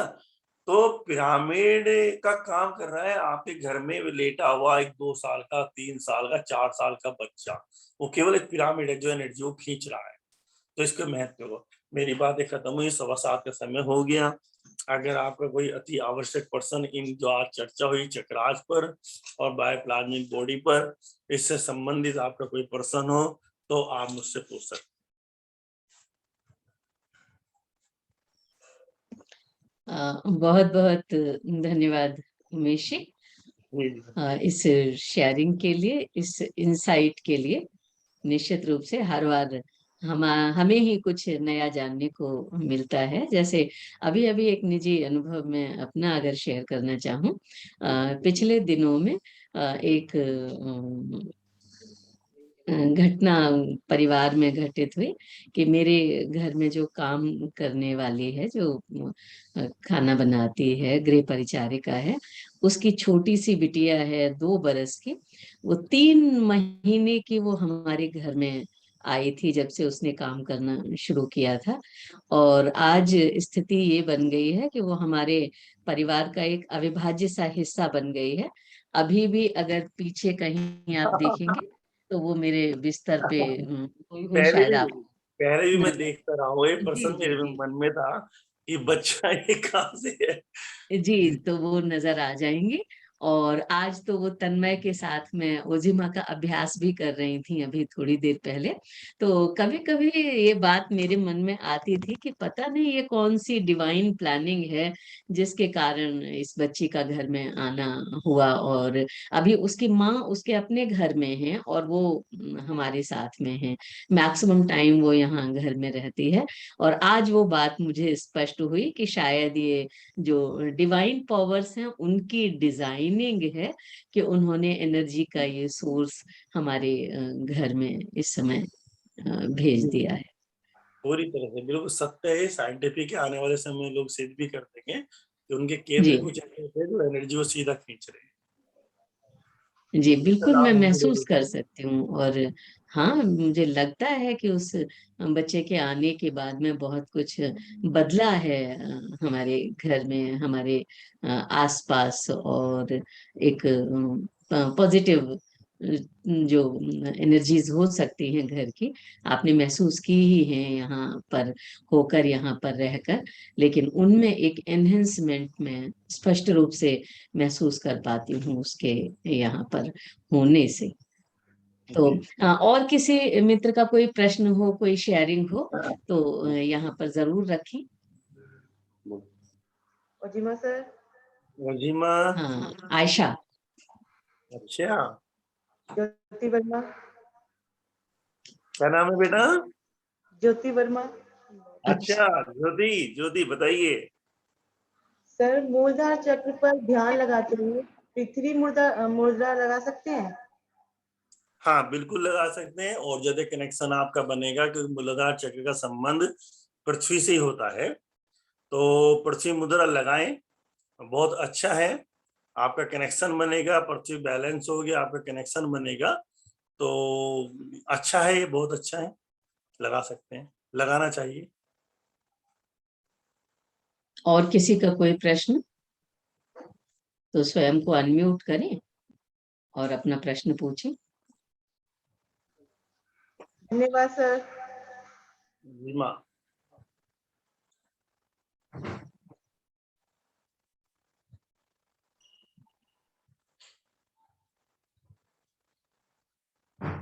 और किसी की कोई शेयरिंग हो, कोई प्रश्न हो तो यहाँ स्वागत है, अपना प्रश्न आप लोग पूछ सकते हैं।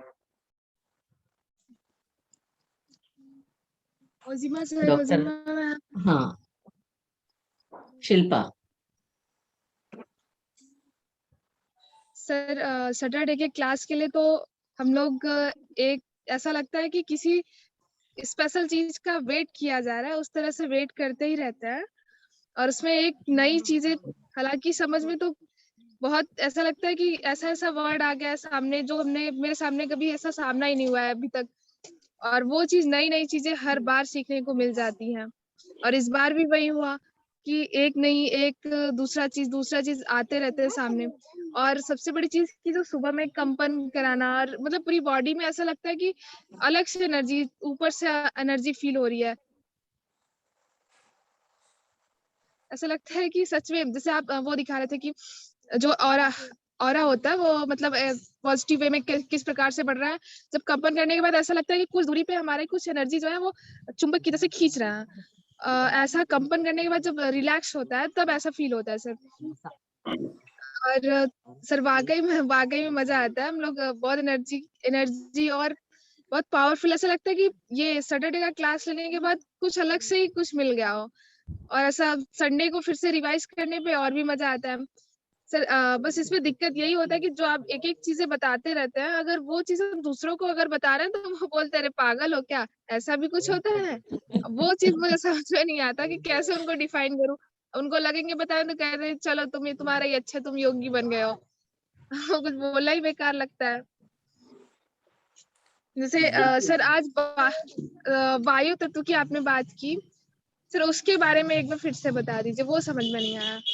तो वो वायु कौन सा तत्व या वायवीय एनर्जी, ये जो मैं बोला ओरा के बारे में, जी वायु तत्व बोल रहे हैं शिल्पा, या जो ओरा के बारे में बोल रहे हैं? नहीं सर, वायु तत्व और के बारे में। वायु तत्व जी नहीं, मैंने हाँ। दो बातें थी कि आज एक तो जो हमारी बायोप्लाज्मिक बॉडी होती है उसको वायवीय पदार्थ भी बोलते हैं, है ना। और जी एक जी जब मैंने बोला था कि जब अनाहत चक्र का संबंध वायु तत्व से है, एक ये बोला था कि जो हमारा कनेक्शन होता है, जब हमारा अनाहत चक्र एक्टिव होता है उधर वायु तत्व से हमारा कनेक्शन होता है, तो जो जीवन की बाधाएं हैं हमारी, जो चक्राज एनर्जी छोड़ेगा उसमें, वो घूमते जो एनर्जी वो फैलाएगा, तो जहां जहां संत लोगों के साथ ऐसा होता है, जैसे जैसे संत लोग जहां जहां कदम रखते जाएंगे वो वहां से बाधाएं अपने आप हटती चली जाती हैं। तो ऐसा भगवान महावीर के बारे में भी कहा जाता है, बुद्ध के बारे में कहा जाता है। तो पृथ्वी पे भी बहुत संत होंगे, ये तो हमने किताबों में पढ़ा है, और अभी भी जो योग से जुड़े लोग महसूस भी करते हैं अपने जीवन में कि सोचते वहाँ प्रॉब्लम से लेके जाते हैं तो प्रॉब्लम्स अपने आप सॉल्व होनी शुरू हो जाती है। तो कहीं ना कहीं थोड़ा बहुत कनेक्शन तो सभी का वहां से जुड़ा हुआ है। तो ये बताया था कि अगर हम लोग वायु तत्व के साथ और अपने अनाहत चक्र को एक्टिव कर लेते हैं तो वायु तत्व के लिए अनाहत चक्र के लिए वायु तत्व एक खेल का मैदान। संतों ने भाषण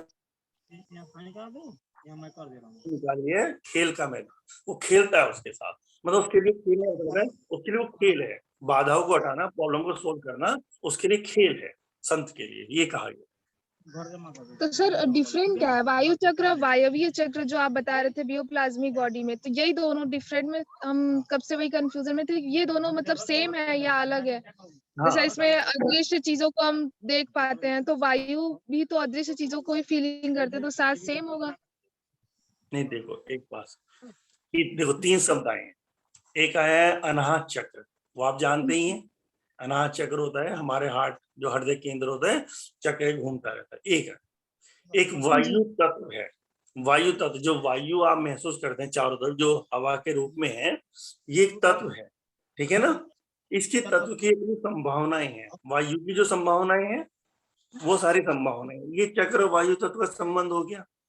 एक वायवीय बॉडी है, मतलब उसे बताया वायु की तरह बॉडी है, जीव द्रव्य बॉडी, जीव द्रव्य जिसमें स्थूल भी है, यानी कि बहुत गहरे जाओगे तो उसकी स्थूलता भी नजर आएगी, जिसमें तरल भी है, वो थोड़ा तरल है ना, टाइप है, और वो गैसीय भी है।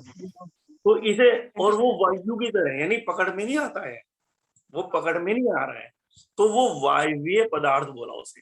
संतों ने उसे नाम दिया और लोगों को समझाने के लिए कि वो वायु की तरह पदार्थ है, जो हमारे चारों तरफ जो बॉडी है जैसे वायु की तरह है, महसूस तो होता है वो ऐसे भारीपन, लेकिन वो दिखता नहीं, नजर नहीं आता। जैसे वायु महसूस तो होती है जब हाथों में चलती टकराती है, पकड़ नहीं पाते ना, तो उसे वायवीय पदार्थ बोला है।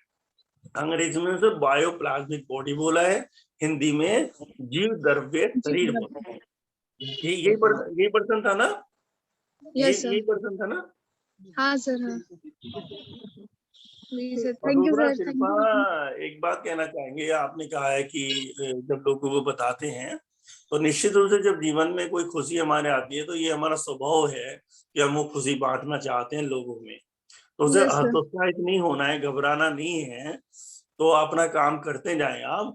दरअसल जैसे जैसे आपके अंदर परिवर्तन आएगा, जैसे जब वो लोग देखते हैं यार ये व्यक्ति है, ये खुश भी रहता है, मस्त भी रहता है, हर चीज इसके पास भी है, तो तैसे तैसे वो सारी व्यवस्था परमात्मा की है, आपके इर्द गिर्द वो लोग आने लगेंगे जो लोग वाकई सुनना चाहते हैं। तो मैंने ये नहीं कहा कि बताना नहीं है, कि अहंकार वस्तु नहीं बताना है, वो तो आपसे आसानी की जा सकती, औरों को भी कह रहे हैं कि हमें कुछ ज्ञान है, ये बताना तो इससे ज्यादा तो चुप रह जाना। लेकिन खुशी में बताने की कोशिश करते हैं, हमारे अंदर कोई खुशी होती है, हम चाहते हैं हमारे भाई को भी पता लगे, हमारे बेटे को पता लगे, हमारे पिता को भी पता लगे खुशी में, उसमें कोई बुराई सुने ना सुने कोई, तो आप तो अपनी खुशी का इजहार कर रहे हैं कि हमें कुछ बात का पता लगा। लेकिन जब वो चीजें आपके साथ घटने लगी है ना, तो निश्चित रूप से वो जो एनर्जी है, क्योंकि यहाँ पे सारा सिस्टम से चल रहा है, सब पित्तल है, हम चाहे अपने पिता को या किसी को जबरदस्ती कोई चीज नहीं सिखा सकते, है ना। यहाँ पर उसकी यात्रा जो पीछे से करता आ रहा है वो उसी तरह की एनर्जी से कनेक्ट होगा, अन्यथा उसमें चाहे कोई बाधा आ जाए या कुछ भी, जो कनेक्ट नहीं होगा। अभी भी ओजिमा के बहुत साधक है जो कनेक्ट नहीं होते, उनकी एनर्जी नहीं है, नहीं कि वो गलत है, वो तल है, हमें उन पर भी काम करना। कुछ ऊंचे तल के होंगे, वो भी कनेक्ट नहीं होंगे, जो हमारे पैरेलल होंगे, जो पिछली यात्रा करके आए हैं, जो पिछले जब उन्होंने शरीर छोड़ा है तब वो उस यात्रा में थे, कुछ खोज रहे थे, वो नेचुरली यहाँ कनेक्ट होना शुरू हो जाए, नेचुरली, तो वही आपसे कनेक्ट होना शुरू हो जाए। निश्चित हमें केवल हर साधक को अपने पे काम करना है और कोशिश ही करनी है, प्रेम तो फैलाना है कि, लेकिन वो उसे पता है कि वही आप कहीं भी बात कहेंगे तो कान उसकी एकदम खड़े हो जाएंगे, आंखें खुल जाएंगी, यानी वो खोज रहा है। अन्यथा दूसरा आदमी अजबाई लेना शुरू कर देगा, नींद आनी शुरू हो जाएगी उसको, वो सोचेगा कब खत्म होगा, ये सब चीजें हो सकती है, बोर महसूस करेगा। तो ये नहीं कि वो गलत है, उसकी एनर्जी का तल ही नहीं है, उसमें हम बहुत ज्यादा वेस्टेज नहीं कर सकते समय को, है ना। तो इस तरह से आपको अपने पे काम करना है सब लोगों ने, है ना, बस। लेकिन और हमें किसी, ये हाँ, जैसे टेक्नोलॉजी का ये जनरेशन चल रहा है, तो टेक्नोलॉजी के जनरेशन में योगी आजकल कहीं दिख नहीं रहा है, और मतलब कहीं कहीं भी है तो उनको समझ में नहीं आता, तो उस चीज के लिए मजाक बनाना स्टार्ट करते हैं कि अरे चलो अच्छा है।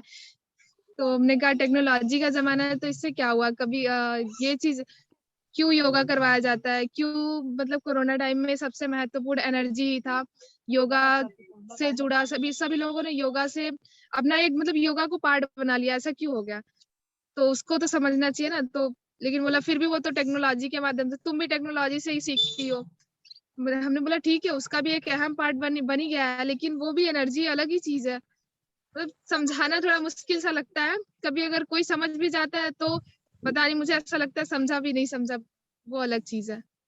लेकिन जब भी मैं सीख के जाती हूँ तो किसी में बांटती जरूर हूँ। बिल्कुल, बहुत अच्छी बात है, हतोत्साहित नहीं होना है। आपने कहा योगी नजर नहीं आ रहे, योगी आज भी उतना ही काम कर रहे हैं और उन्हें जरूरत नहीं है लोगों तक जाने के लिए, उन्हें वो अपनी एनर्जी पे काम कर रहे हैं, उनसे कनेक्ट होकर लोग खुद जुड़ते हैं। एक तो ये बात समझते हैं ना। दूसरा, जिस भी व्यक्ति ने कहा टेक्नोलॉजी तो कर रहे हो आप, ये तो सच है, टेक्नोलॉजी है, योग भी टेक्नोलॉजी है, अंदर की टेक्नोलॉजी। वो बाहर टेक्नोलॉजी का प्रयोग कर रहे हैं, वो भी ठीक है, जरूर है संसार के लिए, लेकिन अंदर है, दोनों का हमें ज्ञान होना जरूरी है ना। तो ये भी एक टेक्नोलॉजी है, टेक्निक्स है सारी चीजें। तो चक्र, आज हम कौन से चक्र को एक्टिव करें, हमारे प्रॉब्लम कहाँ है, मूलाधार को करें या उसको करें, टेक्निक ही तो है सारी सारी। फिर उसकी कौन सी टेक्निक है, कैसे हम उसको एक्टिव कर सकते हैं, कैसे हम एनर्जी ले सकते हैं, टेक्निक है सारी की सारी। तो कुछ गलत नहीं है ना। आप अपना काम करते रहो, आपके जीवन में आना चाहिए तो निश्चित रूप से लोग समझना शुरू कर देंगे, और सभी को समझाना भी नहीं है। आपने अपना काम करते रहना, तो लोग तो खुद पे खुद आते हैं जो उस तल के होंगे, और जो और तलों के भी लोग हैं। तो इस संसार की व्यवस्था का समझो। देखो ये बातें और जगह तो नहीं कही जाएंगी, लेकिन मैं जैसा मानता हूँ मैं वैसा बोलता हूँ। ठीक है, क्योंकि जो लोग गलत नहीं मानते, इस संसार को वो जो भी शक्ति चला रही है वो बहुत समझदार है ना। वो उन लोगों की भी जरूरत है। अगर मन इस तरह के नहीं होंगे तो विकास सारा रुक जाएगा। अगर योगी होगे तो विकास ऐसा तो रहेगा, तो बाहरी विकास रुक जाएगा। उनको भी तैयार, उनके तल है, उनसे वही काम ले जा रहा है। जैसे आपके परिवार में बहुत लोग आते हैं, एक टॉयलेट साफ करने वाला आता है, एक सब्जी बेचने वाला आता है, एक सफाई करने वाला आता है, मजदूर, इन सब की जरूरत है। वो सारे आप नहीं कर सकते, उन सब की व्यवस्था है, पूरी व्यवस्था है, लेकिन उन्हीं में से छन छन के ऊपर आते रहते हैं। जो कल मजदूर था थोड़ा और ऊपर आ गया, जो ऊपर था उससे थोड़ा ऊपर आ गया। ये योग की यात्रा तो अंतिम है। जब पूरी तरह से वो संपूर्ण हो गया, सब उन्होंने जान लिया, सब संपन्न हो गया, तब योग की तरफ। तो जो भी योग की तरफ है वो किसी ना किसी जन्म में संपन्न हो चुके हैं और चीजों में, और संपन्न हो गए उसकी व्यर्थता देख चुके हैं वो, है ना।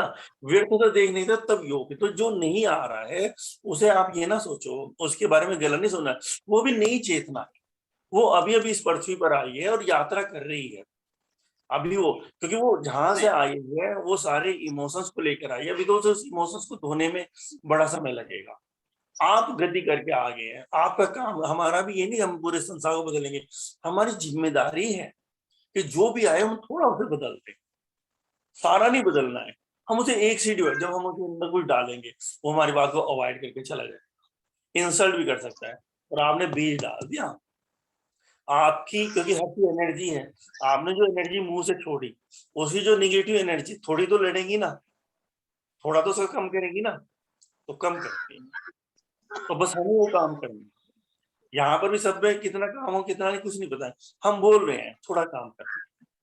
जिसमें होना होगा उसमें उतना ही परिवर्तन उसी तल से, तो उसमें भी तनाव में नहीं आना है, बस काम करना है। हम उसके हाथों की एक तरह के लाठी बन जाना है, उसकी उंगली पकड़ लेनी, हम उसका काम कर रहे हैं, बस इससे ज्यादा कुछ नहीं सोचना है। क्या बदला जाना है, क्या नहीं बदला जाना है, क्या नहीं, बस अपने पे काम करना है और ब्लेसिंग महसूस करनी है कि परमात्मा ने हमें इस योग्य समझा है।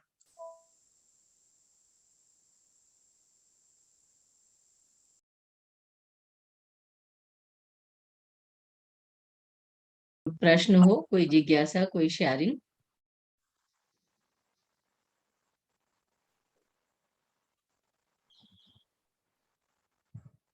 डॉक्टर रवि कुछ कहना चाहेंगे? इस कक्षा के गंभीर विद्यार्थियों में से एक हैं, आज कागज कलम लेके लिखते हुए भी नजर आ रहे थे।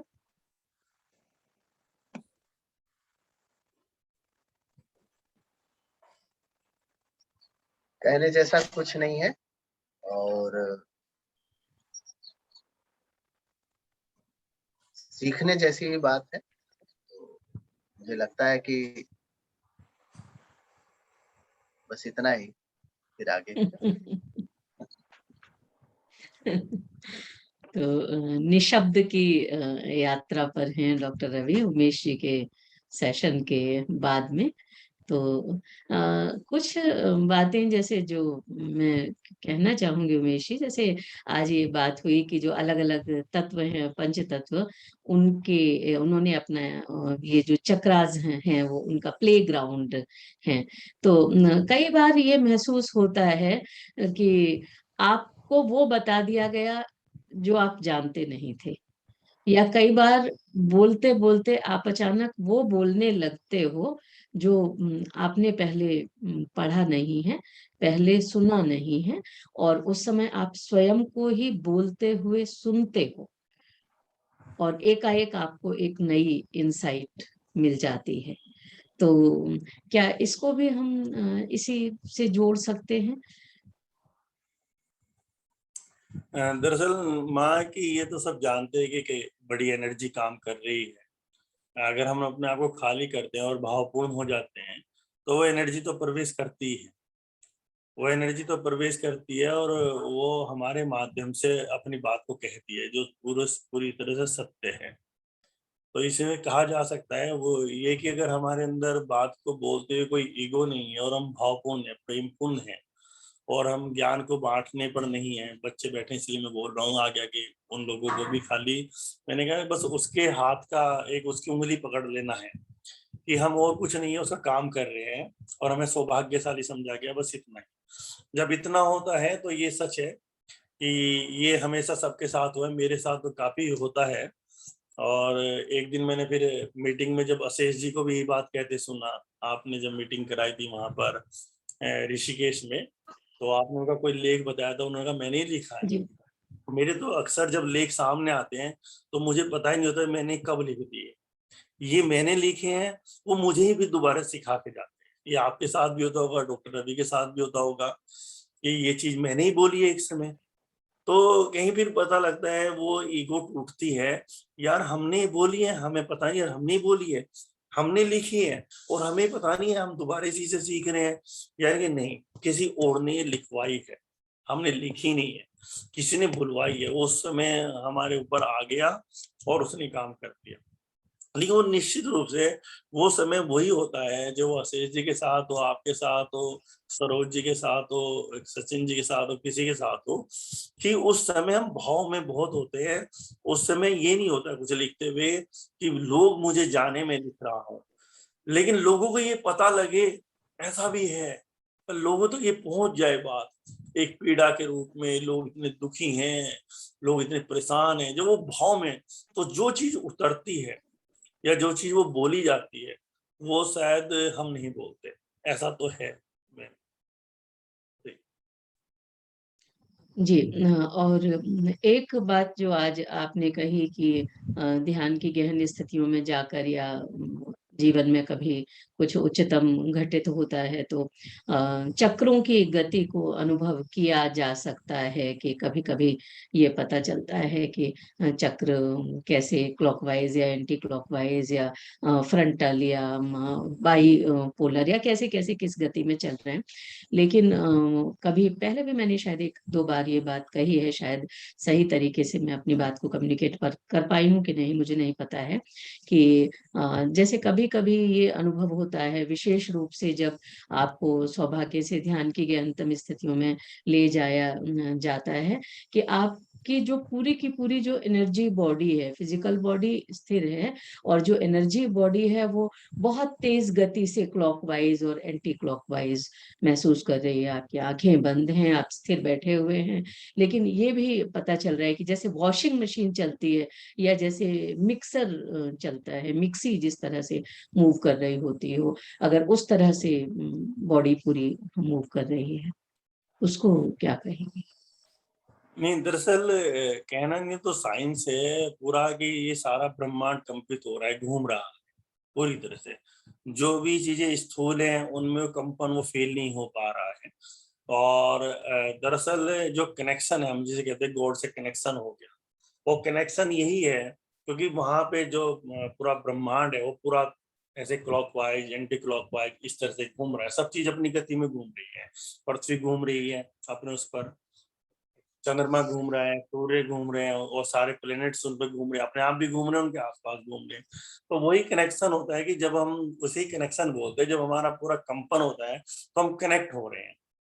वो जो हम क्लॉकवाइज हो रहे हैं या एकदम से क्लॉकवाइज होते हैं तो अपने आप ही एंटी क्लॉकवाइज हो जाता है, एंटी क्लॉकवाइज से अपने आप ही क्लॉकवाइज हो जाता है, अपने आप ही वो आपने बोला जो फ्रंटल हो जाता है, पोलर हो जाता है, जो भी है।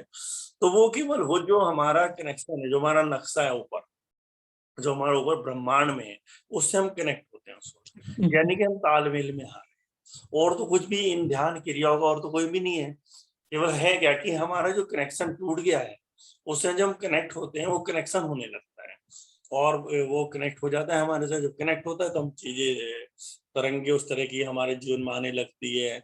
हमें खुद ये लगता है कि ये चीजें क्यों आ रही हैं, हम क्यों ये लिखना चाह रहे हैं, क्यों बोलना चाह रहे हैं, क्यों ऐसा घट रहा है। कुछ अलग अलग बातें हम क्यों कर रहे हैं लोगों से हटकर। सारे संतों ने जब बातें करी उस वक्त भी लोगों ने उन पर विश्वास नहीं करा। मैं क्या बोल रहे हैं, किस जगत का बोल रहे हैं, मैं क्यों बोल रहे हैं, क्यों पागल हो रहे हैं बोलने के लिए। तो कहीं ना कहीं वो बताते हैं कि कुछ और है कि जो चीज है, और जो चीज यहाँ पर वो कुछ और है, कुछ और है।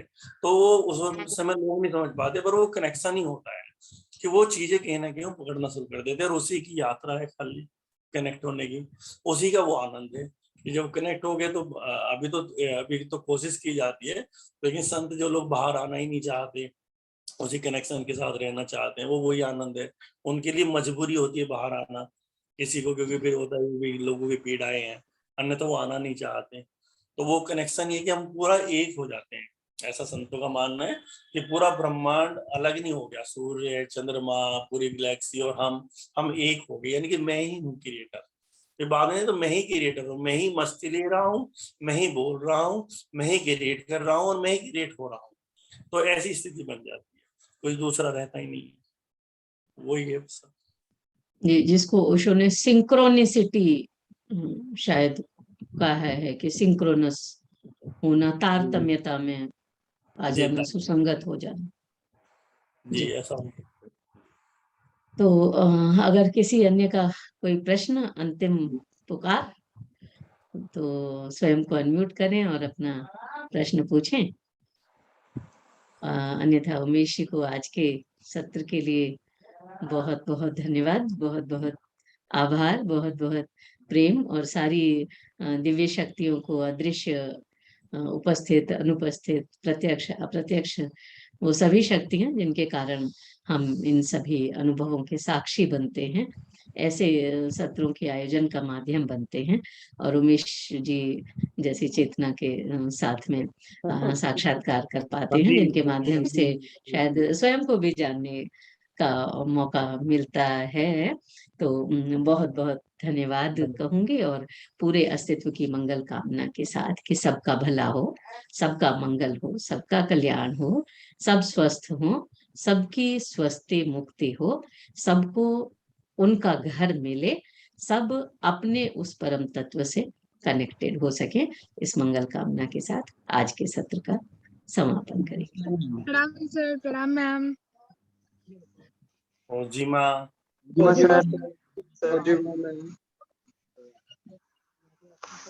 सर। ओजीमा बच्चों, ओजीमा, ओजीमा। चलो बैक वाला करते चला